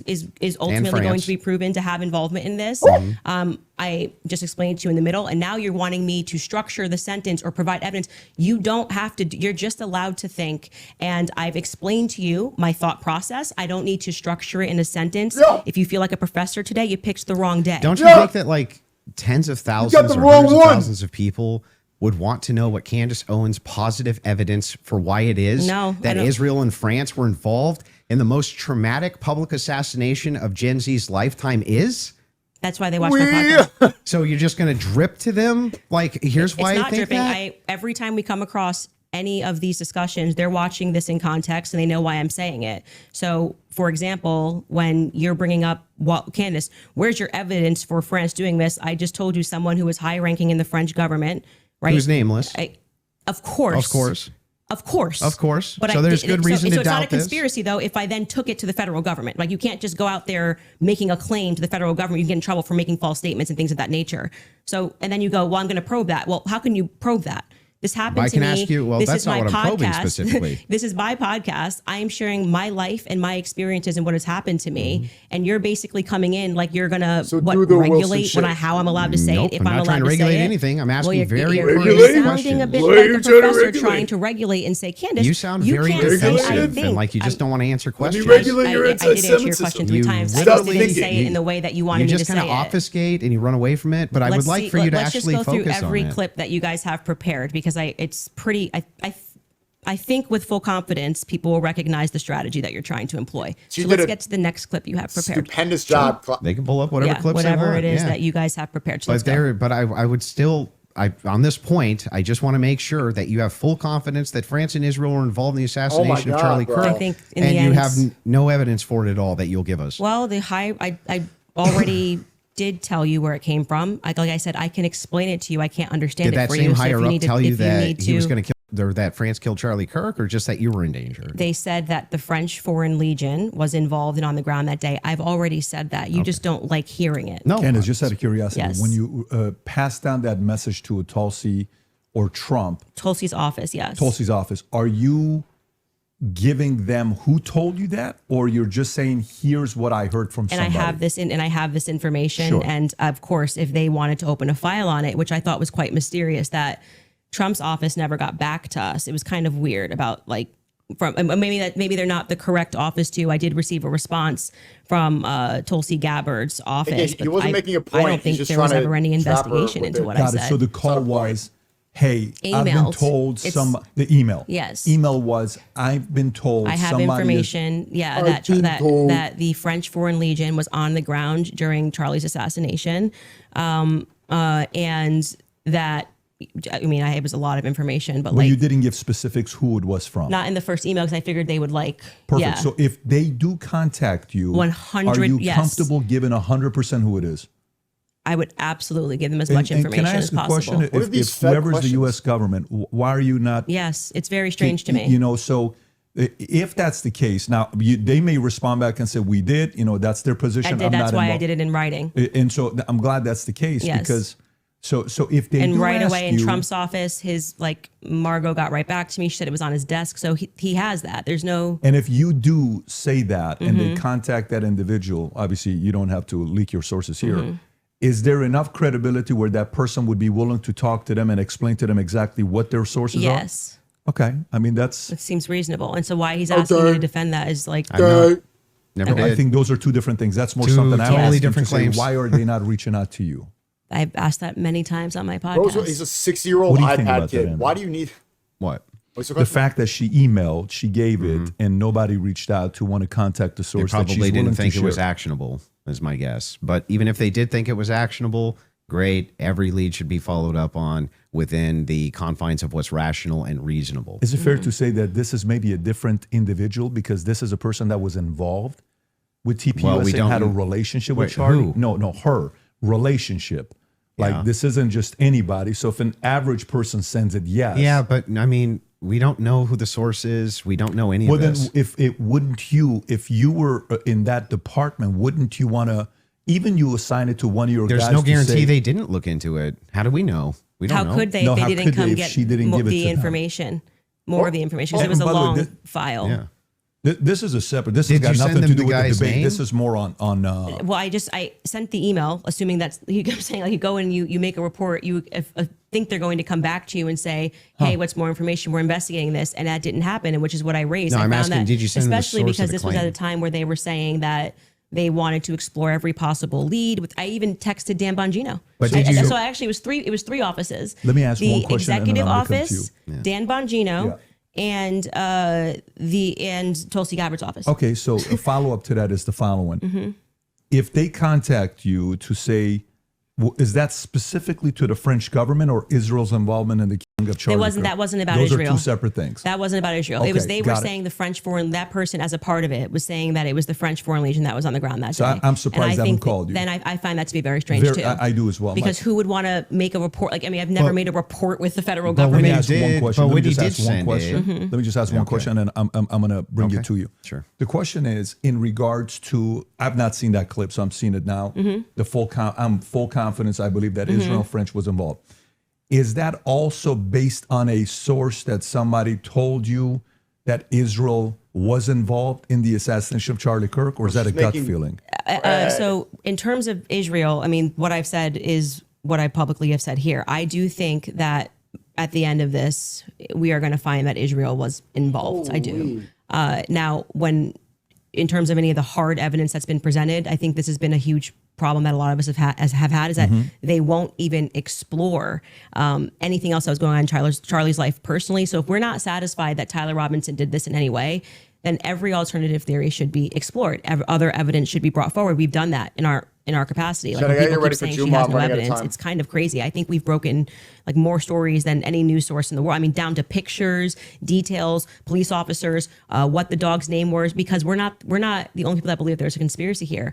The police officers that were involved, the many police, sheriff's offices, that were departments that were involved that day, all believe there was a conspiracy. Down to the U.S. Marshals believe there was a conspiracy. They were, my sources at the U.S. Marshals were saying they were basically sent on a wild goose chase that day. But do you see how you say my sources? You're You're not allowed to have sources. Well, Like the thing is funny. So is CNN allowed to have Well, sources? hang on. I but have we can't? sources. If I said I have sources that claim none of that's true. In fact, my sources claim that her sources are lying. My sources claim that none of them believe that there's a conspiracy. My sources claim all of them really think that Tyler Robinson was a lone gunman. If I just said that as hypothetical, wouldn't you say, what? Yeah, I think what probably adds weight is like then when I drop photos of the car that no one was supposed to see, people go, okay, her sources are legit. So, and then when what I say is then proven in court and nobody knew those things, people are recognizing that my sources are legit. When I say Charlie was scared in the last days, and then I dropped the text message, which you've just learned about a couple of weeks ago, of him saying he was leaving the pro-Israel cause when everyone was lying about that, then they say, I think Candace's sources are legit. So I think what's happened is I've actually built up a rapport with my audience that it's not vibes and dreams, and that's why they keep watching my content, because for example, when I just the other day released the content of the shooter on the roof doing the lateral crawl, then they're going, I don't think these are just vibes. It seems like Candace's sources are legit. So I've proven myself in the market. Yeah, I'm not sure that would legitimize your sources as being legitimate when it comes to the idea that, they all believe that there's a conspiracy going on, which is actually what your claim is now. How would that actually, hang on, I'm almost done. How would that, talking to PVT how would that legitimize, well, it's not his debate. How would it legitimize these sources that even if it's the case that you get some court footage or some things like this, why would it legitimize that your sources are telling you all the marshals believe it's a conspiracy, all the police believe it's a conspiracy, everybody believes it? How would that legitimize any of that? I am saying to you, and you are not forced to believe it. So let me just explain what I was answering here. I think that you understood what I was saying. I have, because people trust me, compiled a lot of information and presented it to the public, and this information has been proven true. We've presented photos, we have presented videos, never before seen stuff. The public has never seen it. And so what that does is your audience goes, okay, when she says that she has these sources, clearly she's telling the truth. Now, whether you would then go, well, I'm going to believe her when she says they don't believe, they think that there's a conspiracy, that's up to you. You cannot watch my content. I'm not here to tell you that you have to watch my content or believe everything I'm saying. Well, don't you think questioners should get questioned as well? By who? I'm not committing a crime, am I? By just saying what I think and collecting evidence. Aren't most of the people you ask questions of not actually committing crimes? But what do you mean they should answer questions where? Like at a police station? Like, no, what are you just saying? like if you want people to come in and answer questions for you. I have questions about this in the investigation. I have questions about this. I have questions about that. You want them to answer your questions. Doesn't it seem totally fair that you answer back the questions people have for you? Well, they're not answering our questions. So it's also fair that they don't answer them. So you're That's why I okay. said So I just Andrew want to. Colvett should be in this chair. He's not. But That's isn't his that a double? prerogative. But isn't that a double standard? No, it's not because he's not doing it. Yeah, but that would still be a double standard. If you're requesting that he does do it, then that seems to infer that you think he owes you answers. Oh, so inferences are allowed again? And they never weren't. So that seems to infer that you think that he owes you answers. If that's the case, then don't you owe answers? Yeah, well, I feel like I'm answering your questions and his questions about. I mean, I'm talking about Andrew Colbert. He is his positions. He's a spokesperson for Turning Point USA. So when the crowd turns against Turning Point USA on the basis of a lack of information or because there has been, I don't know, seeds sown of distrust, I would imagine, and forget answering my questions because it doesn't need to be me. But aren't you sowing a lot of those seeds of distrust? Well, I think they're doing a pretty good job themselves, if I'm being honest. You can blame it on Candace all you want. Well, People love to do that. The thing is funny is people like, act like I'm I think ground they're zero. PR. I'll be fair with you. Ground zero of people not trusting Turning Point USA. I think that there was some PR there. I think there was some PR there. Sure, they could have done better. Absolutely. I'm not disputing any of that. All right, let me stop. Just watch it. One thing, though, that I want to just directly ask you is, do you actually believe that anybody in TPUSA or Erika Kirk or Erika actually participated, had foreknowledge of, or facilitated the murder of Charlie Kirk? I'm not going to get myself into a legal pickle here. Everything I've said is on my podcast. I think firmly that if I was the investigating officers, I would seat them all and I would ask questions. I would at this phase. I would. Okay, so what does that hypothetical, mean? Does that mean that you do think so? I think it was not a sufficient investigation into what we know to be true of 80% of homicides. It's usually conducted by someone you know, right? And the fact that that was never even considered, that like I said earlier, the backpack was returned. How do you know that was never considered? Because they gave back the backpack as just one example. They gave back the backpack. They gave back the. That doesn't show a conspiracy.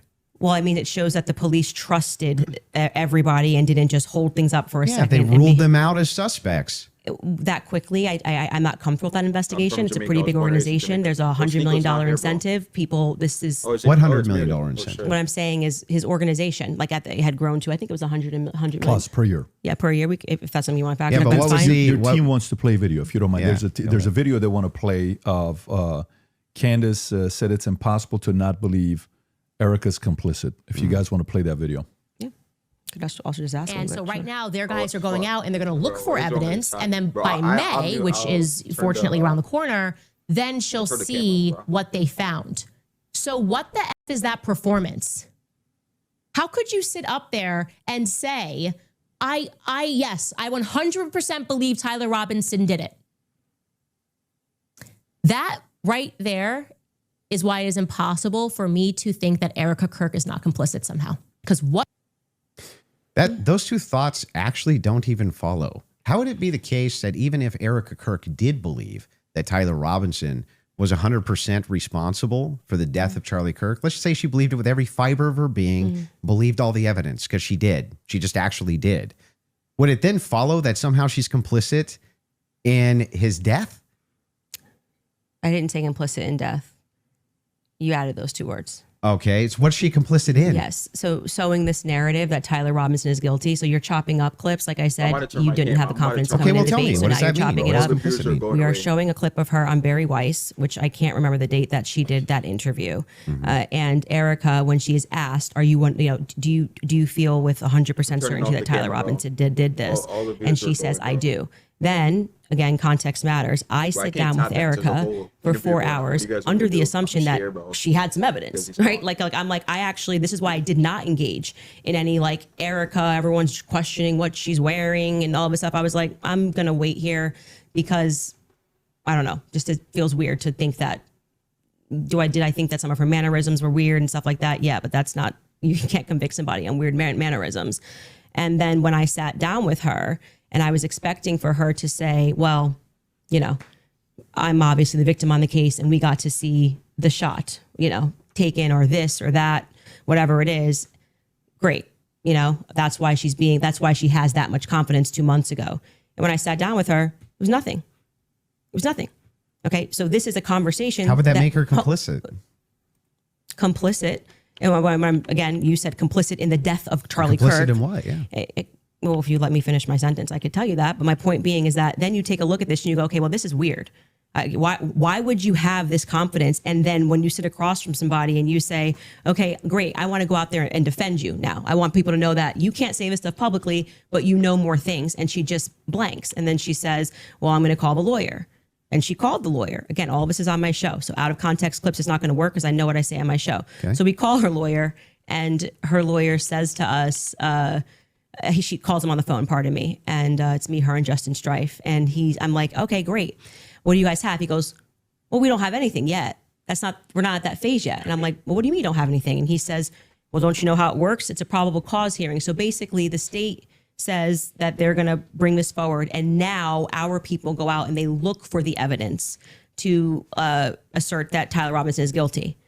And so I asked her directly, her lawyer directly, the phone's in between us. I'm like, wait, so just so I'm clear, you haven't seen anything that the public hasn't seen? When did Sneako And he says no.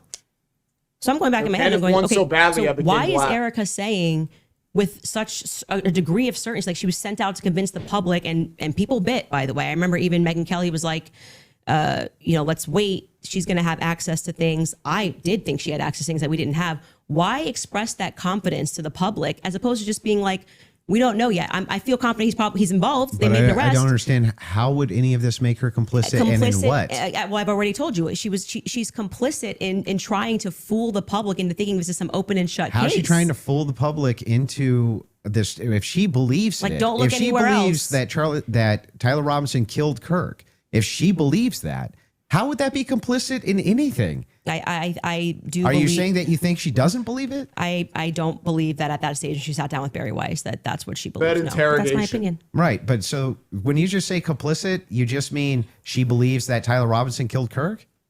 That's it? That's what we were talking about. That's why I said if your strategy was to dice up clips and take it out of context and make it seem like I said she was complicit. Everything. Yeah, but then why not just play the full thing? Like why? Because we don't have like infinite amounts of time. I'm guessing you probably don't want to watch. I'm going to go back to my theory that you didn't feel confident that you could defend your claim that it was overwhelming evidence. So now you're trying to move towards doctored clips and getting me to respond to it. There's no doctored anything. I'm just making sure that we got this right. Yes. That what you're actually saying is that Erika is just complicit in believing it. When I re-examined her actions backward, because I did not have this perspective of her at the beginning, which is why it's so funny to me that you guys make it seem like I'm ground zero. People thought Erika was sus from day I forgive him. And I was not a part of that. I did not lean into that. I did not contribute to that. I was getting actually terrible messages from my fans being like, Candace, you and Charlie always say to go with your intuition. You won't address this, how we all feel about her. Things changed for me when I saw that Zoom call. I will tell you that for sure. And the fact that she lied to me. So I sat across from her and, I wanted to have that conversation publicly, but they're probably grateful they didn't do it publicly. She told me some lies. And so the next thing that happens naturally when somebody lies to you, when any person lies to you, whether it's a toddler, people only lie when they're trying to obscure something else. Have you addressed what that lie was? Yeah, I've talked about, we have a list of lies that we've been told about. We can find that, I'm sure. In the meeting with her. I didn't want her to cage up. I didn't want to do this, and because I didn't know what to expect. Like I didn't know if she was going to be like, I'm so overwhelmed with everything, and I don't know who to trust in the organization, and I don't know what I'm doing. Like I didn't know. I didn't want to. Just out of curiosity, before anything happened with Charlie, how close were you and Erika? Not very close. So there's not a relationship. No, I would say it's totally normal. Like it's not like there was any issues at all. We were always nice to each other. It just is our life went to a different phase, right? So Charlie and I hitting the ground, running around, traveling 4 days a week. Now I get married. I find love of my life. I get married and I get pregnant. I haven't stopped being pregnant. And what you want out of life changes. You don't want to be running around for 4 days a week and traveling on a plane nonstop. You suddenly want to start building at home and live. I was desiring that suburban life. Did you guys ever do the double dates? You, George, her, and Charlie. Was there ever double dates between the four of you? I was, engaged to George quickly. We were planning our wedding. I was kind of in my bubble with George. George traveled with me and Charlie, but Erika and him were just starting to date at the beginning of 2019. George and I were planning our marriage. So George really got to know Charlie.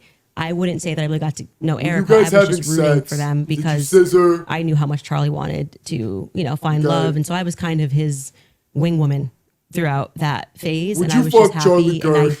never was under the impression, obviously, that they were going to get married Double when they were date. dating. So it wasn't like I was conscious. I really need to get to know this person. And so it was just kind of normal that by that time, because of where I was in my life, that I wasn't spending any time you see his getting to know PP? Erika So, per so, se. so the complicit part about Erika to you, is that a gut feeling? You think It transformed when she like an lied. you can interrogation. take the lead? I'm just asking questions. Yes. If you want to well, interrupt, go for it. I actually don't. I still don't understand what you think she's complicit in. Yeah, so when I say Erika's complicit, that's my opinion. When you tweeted Erika's too to kill her husband, Yeah. would you like to explain He's gonna say how all women you are developed your evidence, All your women are positive retarded. evidence Ready? for the fact that Erika was? He's gonna say all women are. Yeah, sure. So Yeah. I just think all women are. Oh, so you're allowed to just say stuff. Who knew? So and, You and what just and by asked the way, me. and Like, what what- what dramatically transformed your opinion of Erika after going to the headquarters? Because you were pretty hostile about. I wasn't hostile towards them. You don't think calling somebody too? No, Is- come on. That's like All women are tongue in dumb. cheek stuff for me online. Oh, you're being tongue He's in coping. cheek. Usually when I call someone being tongue in cheek, yeah. Like for instance, you got. I know the Mossad supporters- script. If you want to use the same exact argument, you would take a supporter like Owen Benjamin. He called you bad names and called your husband bad names. Are you're just like, well, it's Oh, Owen. no biggie? I've never answered him on anything that he said. I'm saying that you now are her biggest defender. So do you still think I'm she's not too, her biggest defender. Do you still think she's too No. I didn't know Erika Kirk. I'd never met her before. okay? But you had an issue with Turning Point being led by a bunch of fembots talking about Still the do. feminist angle. Still do. And then suddenly you go to the Women headquarters. are dumb. You go into the headquarters. Jed, I and gotta now all of go. a sudden you've got I'll be text back later. messages that you're I'm gonna sharing leave the with plane them. now. You say But Candace showed a really good step today. And have you now seen through the matrix? I've been talking about the feds and the movement, about how this idea The of Red Pill Godfather is so scared he hides his real name. It's Georgie Miller. Georgie Miller. That's not even a bad name. Why would you go by Rollo Tomato, Rulu Tommaso? Why? Why is he trying to sound Italian? Is George Miller an Irish or a German name? Rollo Tomasi. Anyway, your Red Pill's over. It's pretty funny.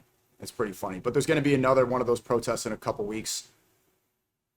So I've been saying there are feds in the JQ movement, right? The anti-Israel sentiment has been growing a lot, and they realize that they can't Salam, stop it. bro. I love what you've been doing. More Orthodox Muslim content soon. Juma Mubarak. Yeah, soon. Is there a way to speed up the TTS so it talks faster? It's too slow. Okay, please speed it up like 20% and lower the volume 15%, please.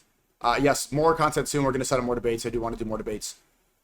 So, the Fed slop is this. This is the script. If you want to figure out who a Fed is, Erika Kirk is the litmus test. If they're not going to criticize Erika Kirk, they're probably a Fed. Again, she's one of the most obvious Mossad honeypots I've ever seen in my life. Erika Kirk, remember, Charlie Kirk's death was really sad, but anti-Semitism is depressing. She was a Trump beauty pageant girl in the early 2010s. She's there on these shows for like America's Next Top Model in a bikini saying, I have a lot of respect for the porn stars. She met Charlie Kirk in Israel. Father was a missile contractor for Raytheon, this company that develops military equipment for Israel. Weird stuff. All right, she's tied up with Romanian trafficking rings, and she's in the CIA and BlackRock videos. If they are not going to criticize Erika Kirk, I think that should be a major red flag, 1. 2, if they start saying low IQ anti-Semitism, because all the people that are saying low IQ anti-Semitism are low IQ racists.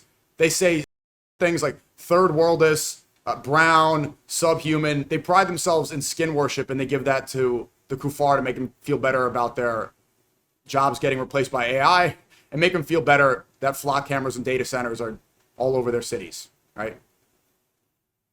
Also, they realize that they don't have to stop the anti-Israel criticism. They can criticize a little bit, but they're not like the other anti-Semites, right? And they are using these words. I'm not saying that I'm anti-Semitic. This is what they're saying. They're like, I'm one of the good anti-Semites. I'm going to go to Goyim heaven. I'm going to be a righteous Goy, as Rabbi Mizrahi says, okay?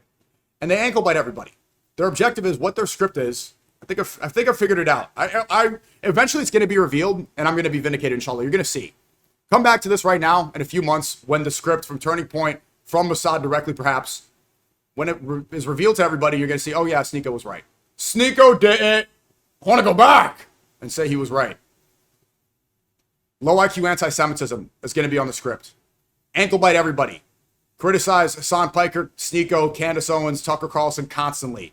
Call people low IQ anti-Semites like Owen Benjamin, Jake Shields, and Dan Bilzerian, who you need to vote for. I think there's 2 days left for Dan Bilzerian, and we're going to find out very soon if he wins. Charlie, I hope he does win. The kids were coming up to me in the Major today saying, we're making dua for Dan Bilzerian. These like 14-year-old kids were praying that Dan Bilzerian wins. That inspired me with hope. W. Dan Bilzerian. So you're going to see that script very soon, and you're going to see that it was probably, you know what I think it was? Let me know if you agree. Charlie Kirk, for all of his faults, all right? Muslims, they don't like him because he was making fun of the Gazans. He said almost, quote, word for word, oh, Gaza doesn't want to be leveled, then they should stop killing Jews. Muslims, they throw gays off the roof. He said this, almost word for word. Charlie Kirk refused the deal that I think all these feds are taking now. What he said right before he was assassinated was, if the Jewish donors are going to play into all the stereotypes, then he has no choice but to leave the anti-Israel or the pro-Israel movement. If they're going to play in all the stereotypes and try to pressure him and try to own him and try to control him, then he has no choice but to leave. He was a staunch Zionist. He was promoting Judeo-Christian values all the time. I criticized him for it. Even in the New York Post newspaper, when I had that stream with Eric Adams, the former mayor of New York City last year, they brought up a tweet in the newspaper where I was making fun of Charlie Kirk. Kirk tweeted, Islam is not compatible with Western civilization. And I quote tweeted and said, Israel is not compatible with Western civilization. That was one of the tweets that even Australia listed as the reason why I'm too anti-Semitic to have a visa in Australia. All right? But he didn't take the deal. For all of his faults, Charlie Kirk did not want to compromise. He did believe in this. Charlie Kirk was not a specific Fed. Clearly, he was leaving. Clearly, he did not agree with the Iran war, with October 7th and that narrative, the fact that they had foreknowledge of those attacks.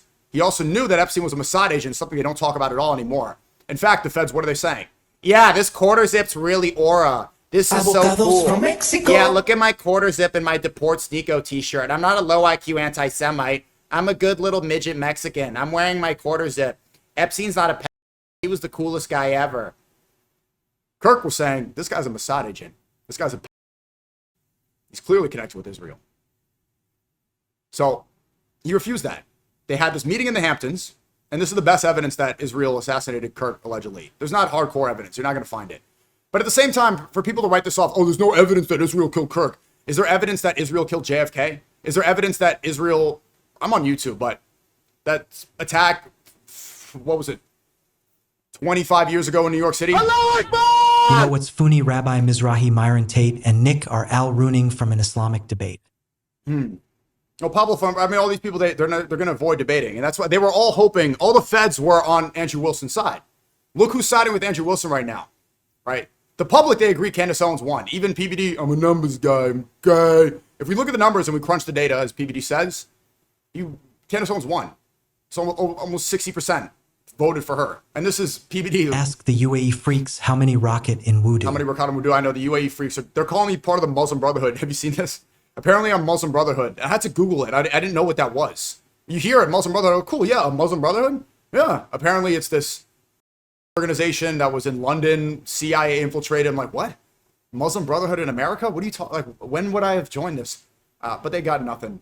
So they lie. Anyway, I was talking about the Fed slop. Fed slop. Yes, the Kirk. Yes, Kirk, for all of his faults, did not compromise. So I think they had this money and they offered him that. And when he went to the Hamptons and they tried to pressure him in this meeting, the Hamptons, if you know, this is a really rich area of New York City and Long Island, way out east, where all the rich houses are. It's about a 2-hour drive from Manhattan. It's where they go take vacations and they have their boats. Great Gatsby had a house there. They have a meeting with Kirk and they try to give him an offer he can't refuse. I'm giving him an offer he can't refuse. But it's AIPAC, so they say, I'm going to give him an offer that he can't refuse. Kirk refused the offer. He refused. And then in one of the last Turning Point conferences, who spoke? They had Tucker Carlson. He was criticizing Israel. He was even talking about Epstein. They had Dave Smith. He was criticizing Israel. They didn't like that. They did not bring Ben Shapiro. The next Turning Point conference, Ben Shapiro, who was not on there previously. Erika Kirk is a grieving widow. You're a brownie who wears green dresses. Are you kidding me, bro? Are you kidding me, dude? Thank you for the 10 gift in New York Pizzeria. Look at these goipers right here. This is bad, bro. Avocados from Mexico. Look at that. Someone screenshot that, please. Post it in the community. Erika Kirk's a grieving widow going on a world tour with fireworks. What are you talking about? With pyrotechnics and Nicki Minaj? They are so in deep of this cult that they see the Fed slop 5K, 8K, 16K in their face. Fed slop. Fed. And what do? They triple down in their cult because they're supposed to grape and die for Mexican Jewish feds. It's embarrassing. She's a grieving widow. What did she say at the memorial? First off, she walked out with a bunch of fireworks, and then she said she forgave the shooter immediately. She forgave Tyler Robinson immediately. This does two things. One, it shows just how grieving and how Christian she is to turn the other cheek. And two, it solidifies that Tyler Robinson was the shooter, without doubt. He must be, because she's the one forgiving him directly. She didn't question it. She didn't say maybe it was him. Maybe there should be a real investigation. Maybe they shouldn't, cement over the crime scene and say, see you in Valhalla, like Cash Patel said. She said, I forgive Tyler Robinson. It was him. So people immediately believed it. But a lot of people started questioning it. What's going on Notice here? how Sneaky is so scared he lists house as LLC instead of in his name. These goipers are like, they're looking at... Avocados from Mexico. Oh, man. Yeah, instead of admitting you were wrong, they want to get me assassinated. And again, I'm telling you, this is a major moment where a lot of people are realizing who the feds are. Can you say do this, do that? Do this, do that. Oh, did I just tap dance for Erika Kirk? So, yeah, Erika Kirk is very obvious Mossad agent. And I'm telling you, if people are afraid to criticize her, I think you should look twice. And again, I like Andrew Wilson, but there was a moment in the debate, did you guys see this? Where Candace Owens presses Andrew and says, you said Erika Kirk is too to have killed her husband.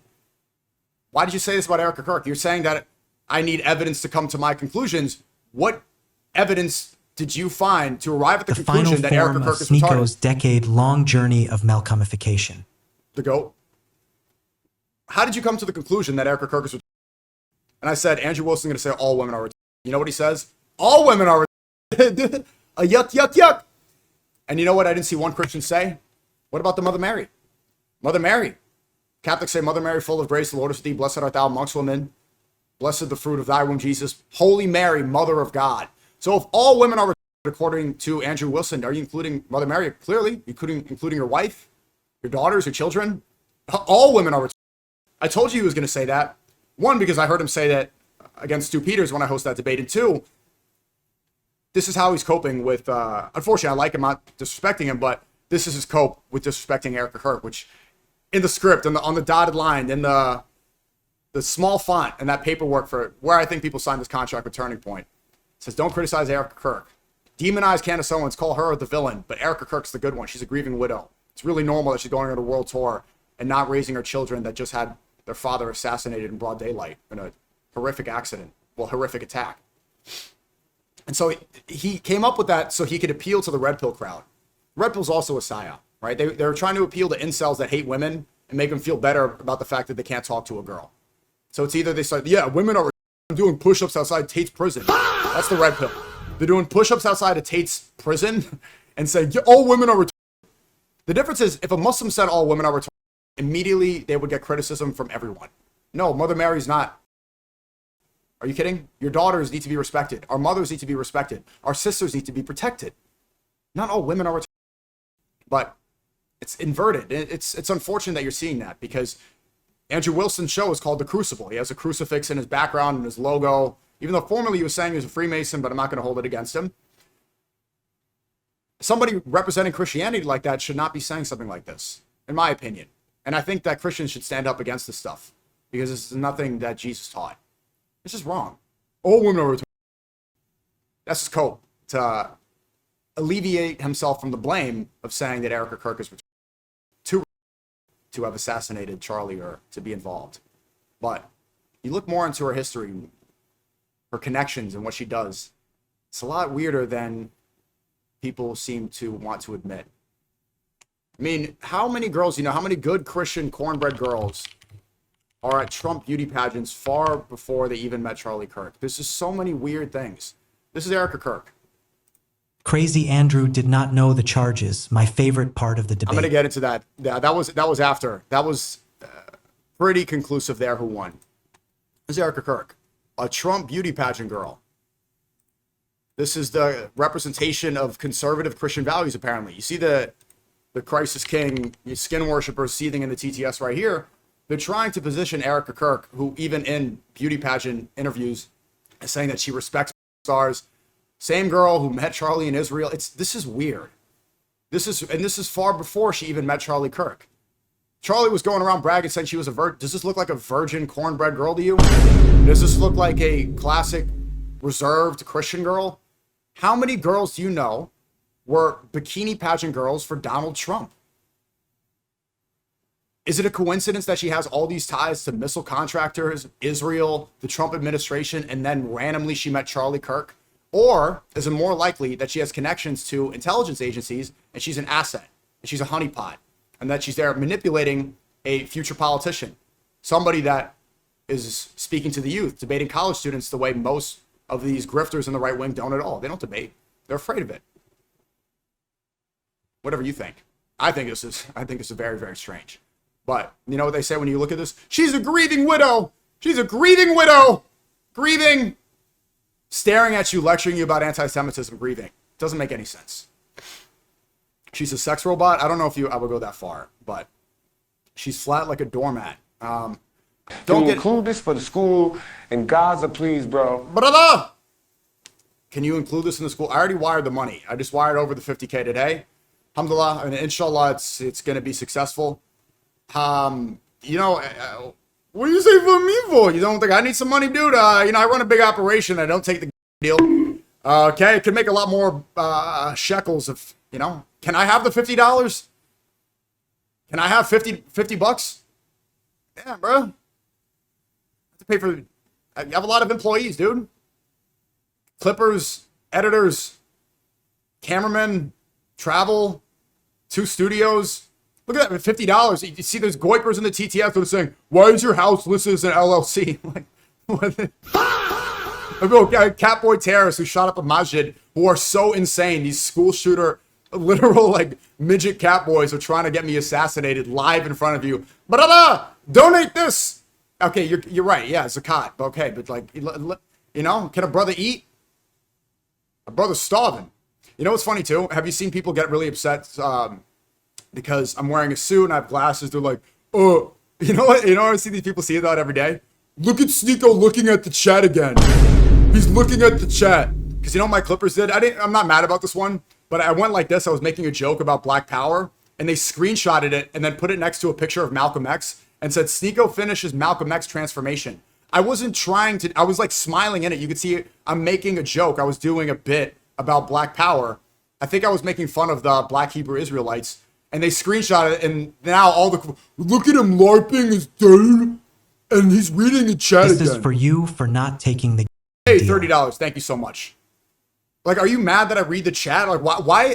They have nothing on me, so now they're like, he's reading the chat. If you're speaking to a crowd, are you going to be looking at the teleprompter or are you going to be looking at the people? Yeah, of course. I want to read what people are saying. I'm speaking to you. This is my stream. Good boy. Avocados from Mexico. These are insane people, bro. $20 to say, what? I don't like you. I hate you. Look at me, guys. I donated 50K to charity. Praise me, chat. Look what I did, guys. Again, it's not even me. You see these catboys seething? You did it.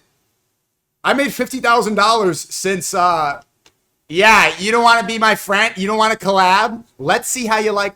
I made 50K since that happened. I spent that on the school in Gaza. I'm not even taking credit for it. It's Kufar money. It's a Kufar school. Like, it's built off of the backs of the Kufar seething. Kufar tears built a school in Gaza, inshallah. It's not As me. a Christian, I respect you. I respect you for being so miserable. Christ is from heaven. This is going to be a good stream today, bro. This is going to be a good stream today. Yeah, so they're seething big time because this debate. And wow.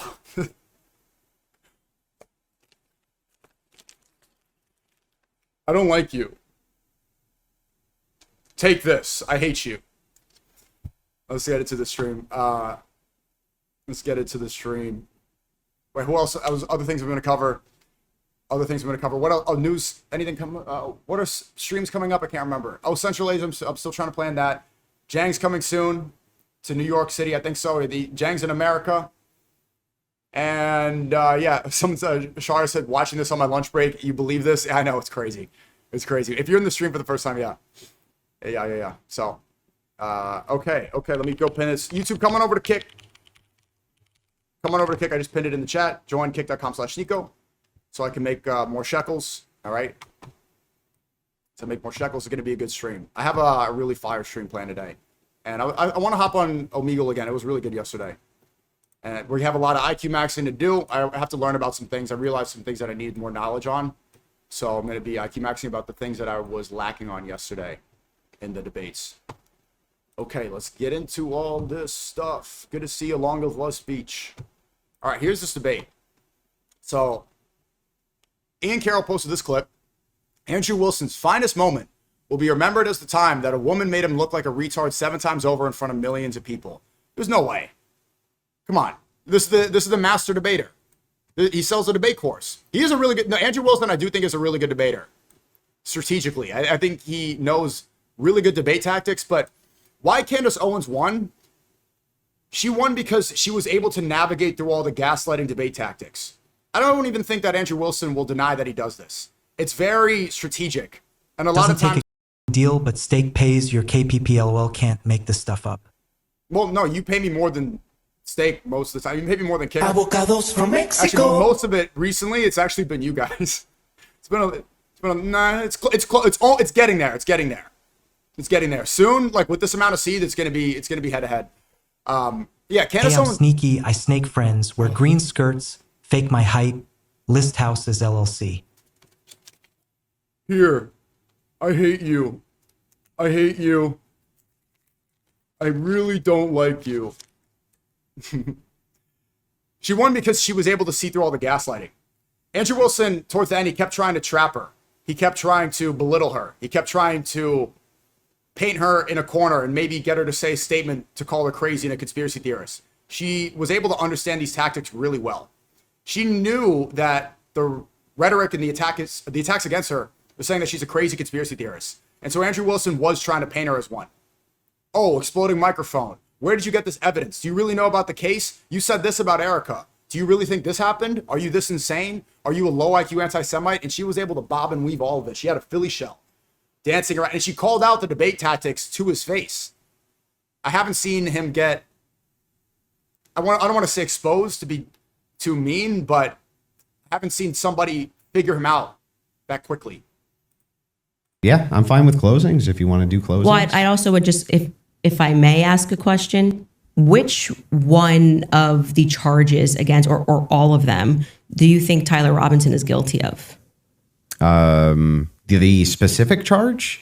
Yeah. Yeah, so what I think is that Tyler Robinson shot Charlie Kirk. Yeah, but of the 7 charges that he's being charged Yeah, with. can we list them real quick? I'll tell you exactly which ones. We'll pull them up. Well, do you know any of the charges that he's up for right now? Yeah, of course. But I want to make sure that we have them listed. Yeah, but like can you name one? Because my general perspective is that you don't actually care about this case. You're not following the case. That's the question. You're just not following it enough. It seems pretty like. So this is what he does a lot, where he laughs and he comes off arrogant, for lack of a better term, cocky. Look how dumb my opponent is. Oh my, this is hilarious. It's a really good strategy.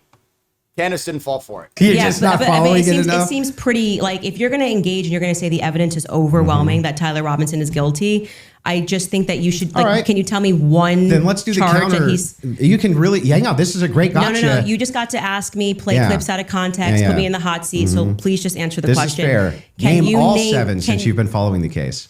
Okay, sure. You name one. Yeah, you named all 7. I'm happy to do that, but can you name one? I think he's been charged with murder. That's actually incorrect. Okay, great. Now name all 7. He doesn't even. This is like name all 7. And I can you name all 7? I can. Then do it. The first charge is aggravated murder because that's what carries a death sentence in the state of Utah. No, that's not. That is literally not murder. Okay. The second charge is the felony discharge of a weapon. The next two charges are for obstruction of justice. Okay. The next two charges are for witness tampering. And the What's final, the specific charges, though?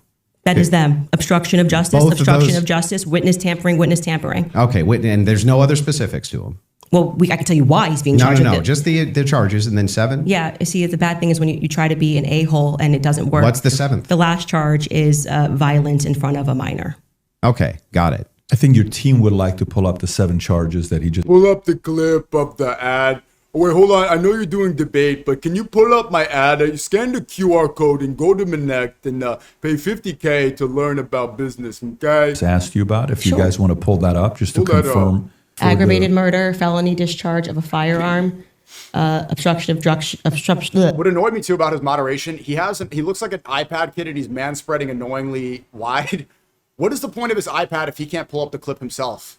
I think he was just looking at his bank account the whole time. I think he was looking at the market. Numbers guy, okay, my Chase account went up. Okay, I had 3 signups because they wanted to get crypto info from Logan Paul. I think he was just looking at his portfolio. Okay, got it. I think your team would like to pull up the 7 charges that he Pull just up. asked you about. If you Charge of a firearm, obstruction of justice, which is counts 3 and 4, 5 and 6, tampering with a witness, and count 7, violent a said offense in the presence of a in front minor. of a child. I did notice something. I just was curious about. If I'm just wondering, when you pulled out your phone just before you asked that question, did somebody by chance text you that question? You can check my phone. I'm just curious. No, you can absolutely not. I have not had one communication with a single person, not even my producers who are in there this whole time we were here. You want to check my phone? I'm happy to take it. Let's see it. if anyone was texted at all during this debate. You give me permission, so You I'm have looking at full the- I'm not gonna permission to give go through my names. phone. I don't need to So cheat. the last one has nothing to do with. Okay, I'm gonna go through the Photos app. I wanna go look at you in a bikini. Okay, are there any pictures I can look at? I'm a pee-pee guy. Okay, is there a secret folder? What's the passcode for the locked Photos app? Okay, I'm gonna look afterwards. There's no bikini photos. She looks like a good Christian woman, a mother. Okay, I'm just gonna imagine it. That it's just a compliment. I haven't even read my text messages. That's so a compliment. He's reading them. You're okay. You'll give me permission. Yes. I'm just going to read 3 of them Yes. to 11:32 because after that, I don't need to read it. Any other texts? Could have been Telegram. Could have been something. All like I that. have is Signal. You can check that too. I wish I was watching the debate live when this happened. I would have texted and said, okay. I would have texted, I'm a numbers guy. Hi, PBD. I'm a PP guy. Just to see how he'd react. I only have Signal. I don't need to I Okay. deeply care about this case. I don't need to pretend I get to it. know If you stuff that deeply I care don't about know. the case, I Yeah. just, I have my other question is about the steakhouse receipt. So this is why it was fair. He was grilling her for, I think it was the 3rd part of the debate. They took a commercial break and they came back and Andrew Wilson started playing all these clips and saying, oh, I'm going to do this investigation on you. I'm going to put you under this scrutiny, which I don't like this in debates when they do this clip and because it should be rhetoric. I don't think they should be able to pull up anything. There should be fact checkers, but the clip reaction thing I think is, it makes it inauthentic. But that was a really good moment, a major highlight. Shout out to Ian Carroll for posting it. He also tweeted this funny one. Crime scene paved over already. This is how the crime scene in Ohio or LLLS. Utah. Long of Love speech. It was Utah, my mistake. So, yeah, Ian Carroll, shout out to him. It's funny because a lot of my friends, Andrew Wilson called him out in the beginning of the debate. He called out Owen Benjamin. When he was pressed about Erika Kirk, he said, what about Owen Benjamin? He said stuff about you. Owen Benjamin, great guy. I think he's friends with Candace Owens now. I think they had a disagreement before. He also called out Ian Carroll immediately. That was one of the first things he said. And so they were going on Twitter just kind of celebrating a lot. And, I did host a debate and I play neutral when I'm the moderator, but you guys know where I stand. The day it happened, I'm like, yeah, I think it's Israel. Netanyahu immediately, which people seem to forget already.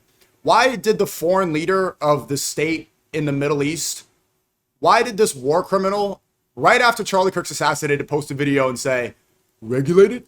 I didn't regulate Kirky. I didn't kill him. He was a great supporter of Israel. I didn't kill Charlie Kirk. I'm just eating my Burger King. All I'm doing is eating my fry French. I wouldn't kill Kirky. He's an American goy just like me in a way. I didn't kill him. Weird. No other world leader did that but Netanyahu.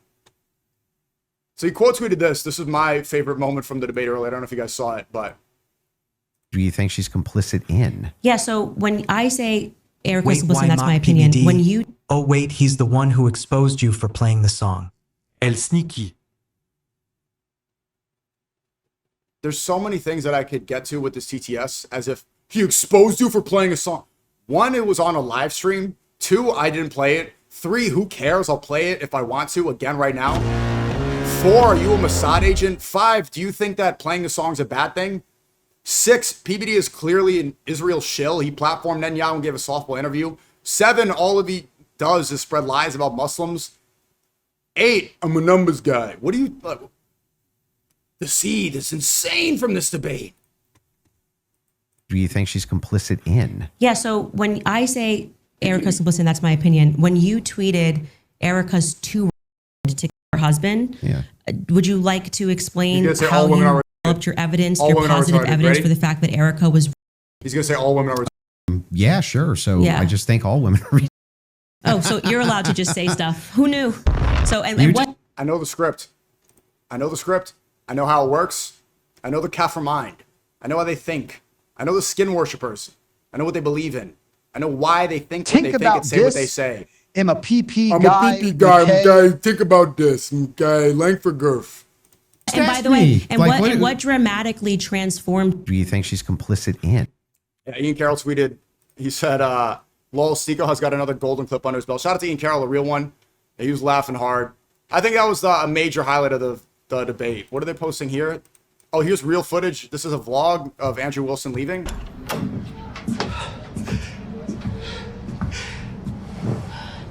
Andy, baby, no, stop. It's okay. It's okay. It was bad. It was bad. Erika's gonna kill me. Ben is gonna kill me. Okay, he doesn't smoke that much.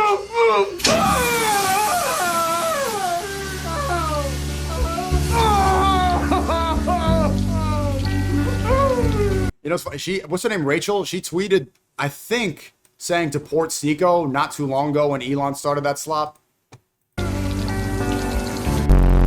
Everyone's been talking about Lucas Gage. Okay. Lucas Gage, this very funny. YouTube, come right now. I'm ending YouTube. Let me just cut it real quick before I start yapping.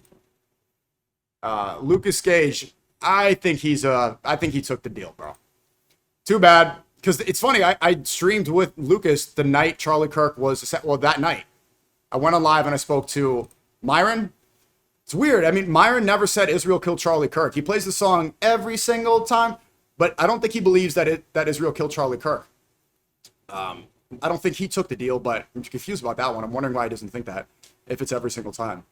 Lucas Gage, I streamed with that night, and he didn't say it straight up, but I think he took the deal afterwards, because he's been pushing low IQ anti-Semitism. He's with Rabbi Misrahi saying he's a reformed anti-Semite. He's with Jeremy Boring, the Jewish former CEO of Daily Wire, talking about low IQ anti-Semitism. This guy was slicing the Israeli flag with a sword, and now he's talking about low IQ anti-Semitism. What is he saying about the debate? Because the caption is funny. Technically, Andrew Wilson won, but... What's going on, everyone? So I want to just say a few things. So I just finished watching. I was in the gym, and I was listening to it, and I finished it. And... look, technically, Andrew Wilson won. But why doesn't it seem like... Because everyone expected... Are you connecting the dots yet? ...expected a fatal blow to Candace Owens. Here's the problem, though. Candace Owens, being the grifting snake that she is, she knew she couldn't plant her flag anywhere. And because she didn't plant her flag, Andrew didn't have a position to attack. And that's exactly what a con artist does. So you don't plant your flag, and then you filibuster and dodge every question. And you run out of time, essentially. So she didn't state her position. She didn't defend her position. She didn't provide any evidence for any position, actually. Nor did she refute Andrew's position. She just went, look, this is what I believe. This is what I think. That's it. All this seething is crazy. Let these jealous mid-jet incels seethe. You're up. Yeah, it's unfortunate because incels are a valuable tool in the social media war, but they're in a cult and they don't realize it. Lying with the clip, oh, well, it's out of context. All she had to do was survive, and she did. So I don't know what Andrew was thinking. Tyson I warned Hockley him. I is said, I don't only think 18, and even as a minor, he saw through your B.S. That is him, by the way. Tyson. That is him TTSing so that he can make a Twitter video. Yo, I don't fuck with that. Yo, I don't fuck with that, dude. Bro, like, I don't fuck. We'll get to that later. Do this. No cap. It's a lot of money. $300,000. That's a Lamborghini. He wouldn't buy one, of course, but house somewhere in one of these states. Maybe not in this market, but it's a lot of money. It's a lot of money. It's a lot of money. Sit in front of a professional grifter. What do you think is going to happen? So he did prove that she had nothing, but her fans don't care. And the reason she'd get away with this. It's funny. I think, inshallah, I think the contract's going to get exposed soon. I think it's identical to Pablo's contract, but I think Lucas is a lot less. I think it's probably 5% of what Pablo got. Stop lying about Nick. He's Italian. Garage per curse will haunt you. Oh my God. Oh my God. It's just so Avocados from Mexico. I feel bad for you people, bro. It's because where's the trial and the verdict? Right now, it's all an opinion, essentially. So even if you show she has nothing, well, how do you know? How do you know you're right? Where's the guilty verdict? How do you know? Here's the thing: even if Tyler Robinson's found guilty, the conspiracy theorists will go, see, the government got him. It's just like it's that TDS is so funny because that phrase Fuentes is Italian. That's like saying Jang is Italian.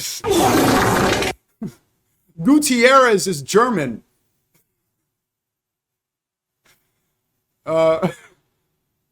Schweinsteiger is Haitian. It's just it's an oxymoron. So if he gets off, the conspiracy was foiled. If he's found guilty, the conspiracy theory was correct. Either way, they win. You understand?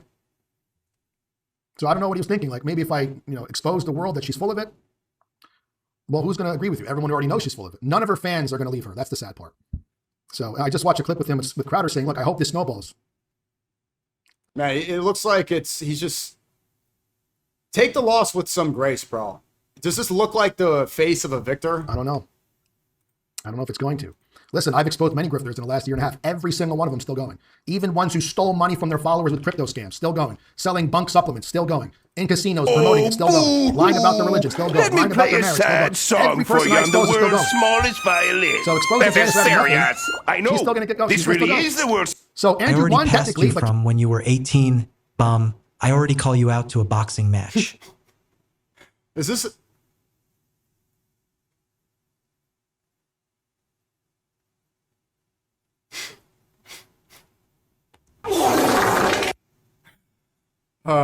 Today was a good day. Today's been a funny day. All right, I'll move on from him. When can we actually see these mid-jet grapers IRL? Or do they just sound tough online? I mean, when they go IRL, they put on a cowboy ear and shoot up a Majid and, live. But anyway, I want to show you some more of the Fed seed. Let's go here because there was a back and forth between Fuenberg. Here's more of the cope and seed. It's just no self-awareness. That debate was basically unwatchable.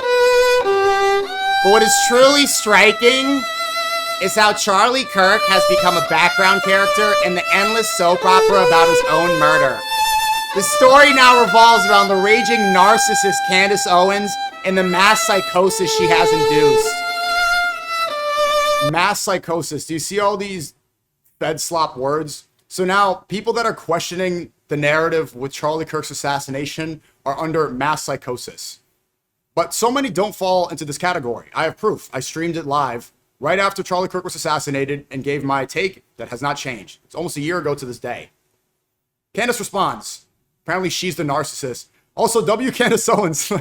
This is like the tide's turning. This didn't used to happen. Pablo Fuenberg used to be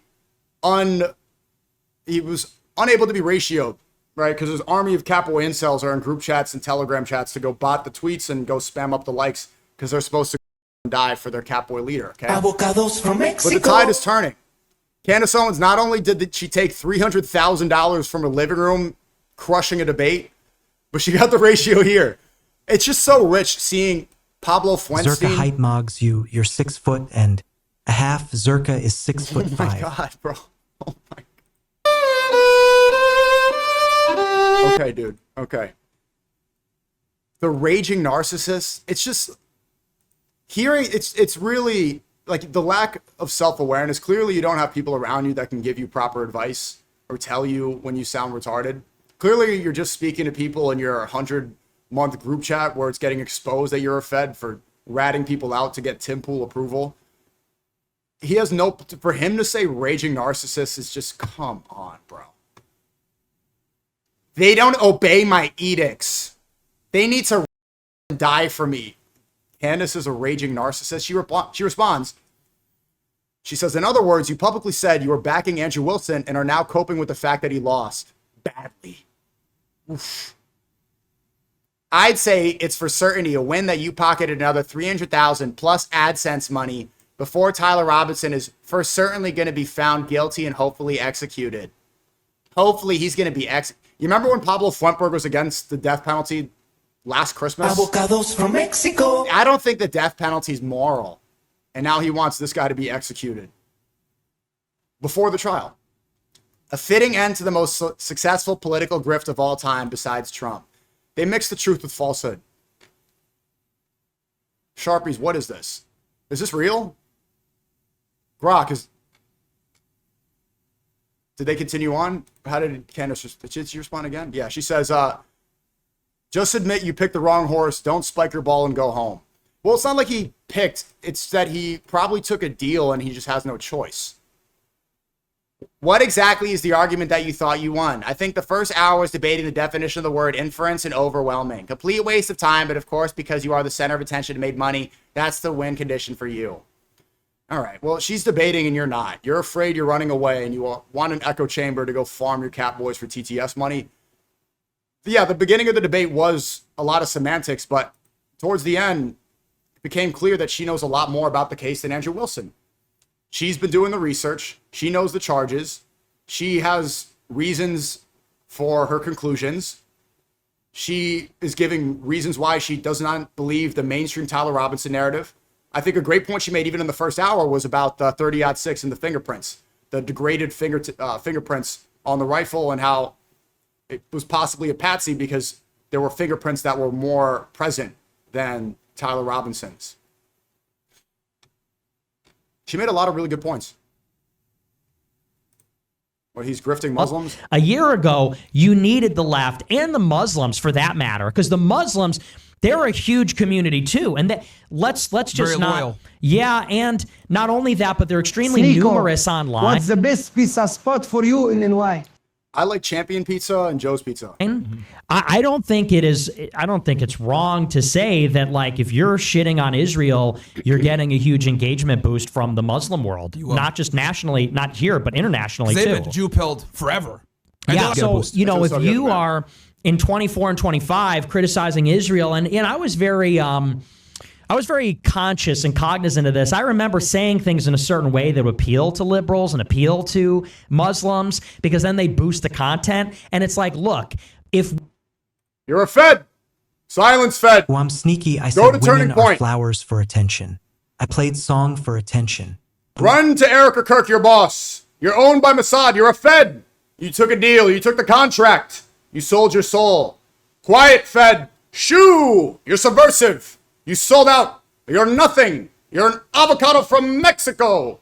if what we're doing is like a prison break, it literally doesn't matter. As long as the content's getting out there. As long as the content's getting out there, he'll grift. Right? They don't care. So Owen Benjamin posted this. He was dissed by Andrew Wilson in the debate. How did he respond? Goes across his... Funny. No disrespect to Wilson. To Owen Benjamin, you got to understand why he's saying that. This is an old clip. Andrew Wilson. And I'm just going to be totally honest with you. I will never be able to convince you of my worldview. You won't. I know. But the reason is not because I'm not a great orator or I don't make good points or I haven't said things which should be compelling to a person. But Charlie, I just think honestly you're too fucking stupid to understand them. So Andrew, can I sell you on my worldview? Yes. Your wife has 3 baby daddies and has been married twice before. And you you lick sniz. Under your religion. You lick sniz. Why do red pillars say this? Sniz. Even the red pill grand wizard. You're a douche nozzle. I don't think I've ever heard someone say the word sniz.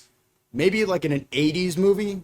and Back to the Future, so like 1985. I've never heard sniz in my life. What does that You're a mean? fuck.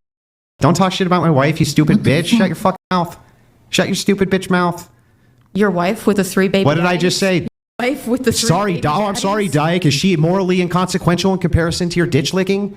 Do the men that you try to... Do the women that you try show to? your hatred against... Do the women they, that you try convince them to? that they shouldn't... You know, like, Charlie, did I pursue bring... women? Do they know Charlie, that did I bring wife your is 5 family? years older? Did I bring any of your You family called me into fucking anything? stupid. Did I You say called anything me about fucking your stupid. family being stupid, Charlie? could. It's You could because go I'm for it. better than you, Charlie. No, it's because you're embarrassed, and you know that the... I'm better than you, yeah. I mean, I don't think she should bring family into it. I understand why he's upset, but he is doing anyway. I did find it ironic, too, that Andrew Wilson said he thinks all women are retarded, not just Erika Kirk, and then lost the debate to a woman. In a debate where he says all women are retarded, he lost to a woman. The irony is palpable.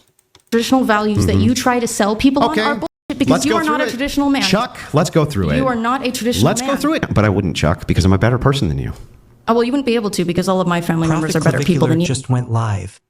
Everybody leave Sneaky Street. We'll get to there's some funny cloth stuff I want to get to later. Okay, this is we already saw this, AI slop. So here is Andrew Wilson's debate course. No disrespect, but he did say that Turning Point paid him to run a debate class. Right? Welcome to Debate University. Kind of like Hustlers Unit. Well, you're home for learning how to debate. Sick of not being able to defend your positions? Tired of your arguments getting undermined by slimy debate tactics?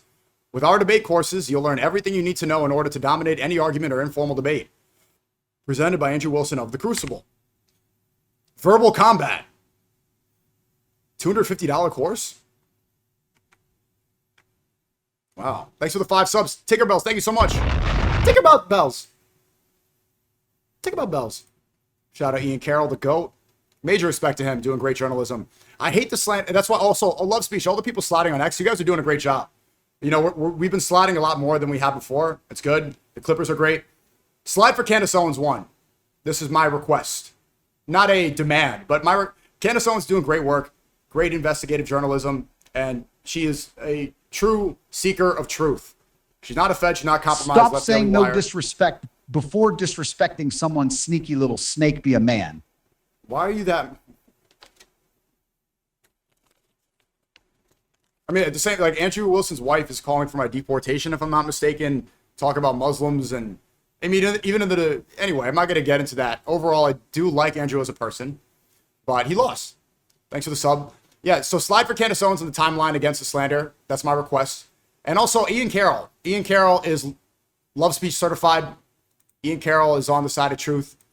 What I really hate is, you know what they say about Ian Carroll? They make fun of him because he used to work for a restaurant. He was making pizza or delivering pizzas before. I also used to work for delivery service. I used to drive for Uber Eats. For people to use that against you is like, it's just humiliating people who work. It's like, okay, he worked for a pizza restaurant, so he was a normal guy that wasn't propped up by a government or an intelligence agency. So he doesn't come from a silver spoon. So he's a regular American. This actually legitimizes his rhetoric even more. He's a regular American who just wanted to figure out what's going on and connected some dots. But people like Ben Shapiro getting funded by Mossad, or they're humiliating Ian for this. It really annoys me. I think it's really bad for this to be promoted. So slide for Ian and slide for Candace Owens. For the people, for all the soldiers in love speech that are doing good work.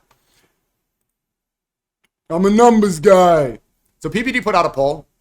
I think this is the best platform to do it. Obviously, most of PBD fans are probably going to be siding with Andrew Wilson even before the debate. This is swaying towards his side. So for anybody to look at this poll and say that it's swaying towards Candace, nah, PBD is as close to the middle between the two as you could get maybe, but still leaning towards Andrew Wilson. Okay, his PBD sounds and will agree more with Andrew Wilson on pretty much every issue. But even his fans agree that Candace Owens won. Queen Candace.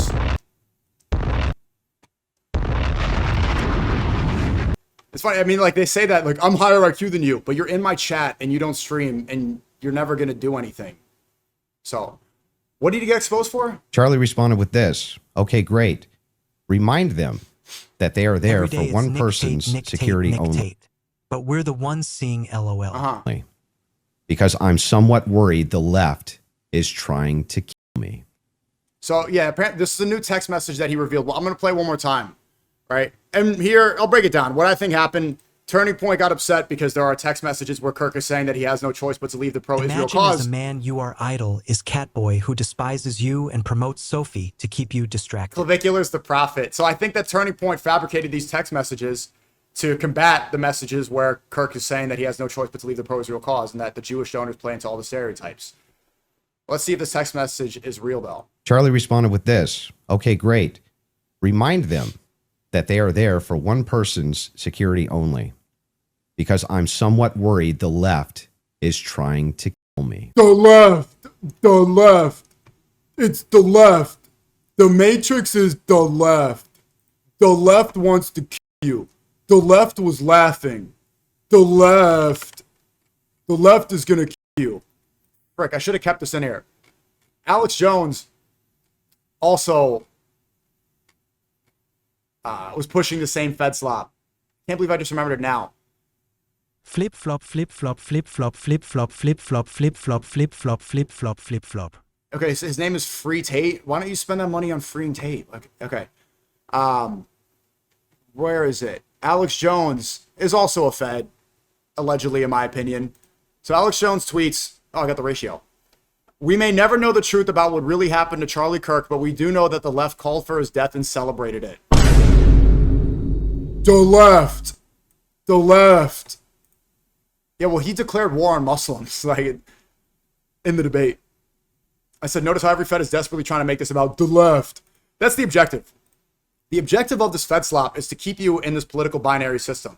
This is the Matrix, giving you the illusion of choice, where it's the right against the left, and they pin these two groups that really are subverted by the same people. They are still both getting paid by AIPAC. Give you the idea that you're really doing something when in fact it's just two sides of the same clipped coin. That's why they're insisting. They see that people are getting away from the left-right system. Something I've been talking about all year long, especially when people were calling me a communist in the beginning of the year. Matt Walsh, another Fed, was saying that I'm a communist because I oppose the regime change in Venezuela, which is now proven that they're giving all this oil to Israel. And Trump is declaring victory and saying that the victor takes all the spoils of war. When at first it was about stopping communism. Tinkerbell, thank you for the 5 gifted. The goal is to keep you in the left-right system. Another part of the script.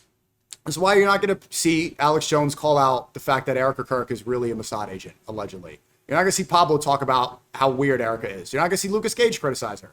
If you want to find out if somebody's a Fed, Erika Kirk is the litmus test. And for all the people seething and all the people upset, watching this right now live, giving me all this money, ask your favorite streamer, ask the political commentator that you listen to what they think about Erika Kirk and see what they say. If they start getting nervous, start shaking their foot, if they start panicking and start sweating, if they start to run cover and say that she's a grieving widow even though she's twerking with fireworks, I think you should think twice. If they insist that it's the left wants to kill you, I think you should think again. Is it the left committing a genocide? Is it the left taking all of our money? Is it the left that's using our tax dollars for bombs on children? Is it the left that controls the biggest lobby in America? No, it's not the left. Is it the left that kills leaders in foreign countries, assassinates people everywhere, bomb the King David Hotel, bomb the USS Liberty? No. Time to graduate past this left-right system, okay? There's truth on both sides. The left is getting it right when it comes to the economy right now. Democratic socialists are correct in addressing it. They call you communist if you say this. Talk about the wealth gap. You're a commie? Look what capitalism has done. Look at what the people that never want to criticize it. Look at the economy right now. Look at what Trump is saying. Look at the oil prices. All right. But the left also got a lot of things wrong. When they had the majority of power, especially during the time of COVID, they were censoring everybody. They were going too far with the culture war stuff. They were getting the transgender issues wrong. Instead of trying to guide the people, they were encouraging them more. Right? They were overly censoring, called for too much cancel culture, and so many people got banned. Right? Their rhetoric is part of the reason why censorship was so easy. So don't fall into that trap completely, but you got to understand that there are some things correct about leftist politics and some things that are correct about right politics. If you keep making fun of us for saying the left, then we will literally blame it on you. What? What? Exactly. Yes, this. Yes. Whew. Yikes, bro. I saw this. There was another thing I wanted to get to as well. Oh, yeah. So PBD tweets. This is what he's doing. PBD's also a Fed. Probably also getting, I mean, just look at his team. Adam Sosnick, he's there at platform Netanyahu talking about King Burger. Okay, I'm a burger guy. He tweets, the people won today. Whatever side you're on, respect to Candace Owens and Andrew Wilson for stepping into the arena and having the debate. It's not easy. Agree or disagree with either of them. Give credit for both for showing up and putting their ideas on the line. He's playing, it's just, hey, let's all be friends. He's not taking a side. He's not declaring an opinion. He's not saying who won. We all, you know why he's happy? Because he made a bunch of shekels from it. Because he put his QR code on screen and was promoting his business conference in Vegas with Logan Paul. It's because he got to run his ad reads. It's because he made a lot of shekels, right? He made a bunch of money off of Charlie Kirk's death from this debate. The people won today. I'm Iranian. Remind me to get to my Twitter after I want to cover the rest of my tweets. Oh, and Pakistan's Zindabad to the Pakistanis. That was a message sent September 9th. But he was not messaging people the day before saying, I'm going to be murdered. They're coming after me. Someone's going to kill me. He didn't say that. And I have his cell phone. Charlie responded with this. Okay, great. Apparently Alex Jones switched sides. Am I wrong? Oh, okay. Now he's tweeting historic video. Candace Owens decisively won the Charlie Kirk assassination cover-up debate. No Sneako because capitalism and free market is his god. What? No Sneako because capitalism and free market. I'm not sure you're talking about. Is who's God? Oh, PBD? Sure. So raise the TTS volume a little bit. It's too low. It's too low. What? So he's saying that it was the left. PBD is 6'4" and he tells truth. You said you're 6'3". Oh my God, bro. Oh my God. These people are so stupid. Oh my God. I can't. I might even. I'm just going to let it. Oh my God. Okay. If you think PBD made a lot, wait until you see how much Candace made over Kirk's death. Yeah, she did make a lot of money, but she's also the one who cares the most. One thing that people can't deny is that she actually does care about Charlie. She was clearly really close friends with him. And for all the people that are profiting and grifting off of it, because so many, like all the right-wing politicians are using Charlie Kirk for their own advantage, clearly Candace Owens, although she profited, she cares about him. And she's trying to get the rhetoric correct. They're trying to use Charlie Kirk to push Zionism. She's setting the record straight, and that deserves some props. So where I think Alex Jones is a Fed is I think he mixes the truth with lies. I think he's trying to confuse people. He'll say something real, and then he'll also say a million false things. He'll say Israel controls America, and then say Chi-Coms control Hollywood. He's just trying to confuse the schizos, speaking of mass psychosis. But apparently it was a guy. Candace Owens today decisively defeated Andrew Wilson, the champion the TPUSA put forward in the Charlie Kirk assassination cover-up debate, hosted by Patrick Bet-David. I did my regular syndicated show today, 11 a.m. to 3 p.m., and so I couldn't watch it then. But once I got off air, I watched it.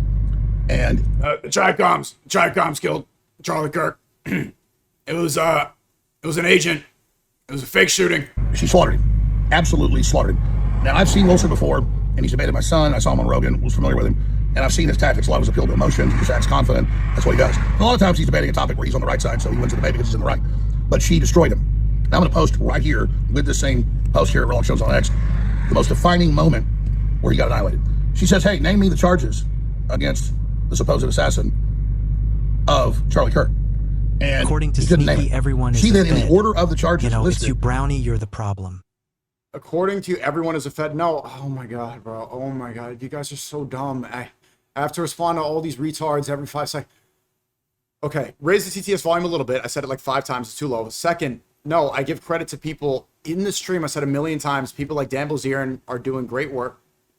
He's doing great work. Candace Owens, Tucker Carlson's doing great work right now. Hope he doesn't endorse honestly, Vance. Clayton Bixby led a more authentic white nationalist movement than Pablo. That Dave Chappelle skit. And they pull it up on ChatGPT, and she nailed it word for word with photographic memory.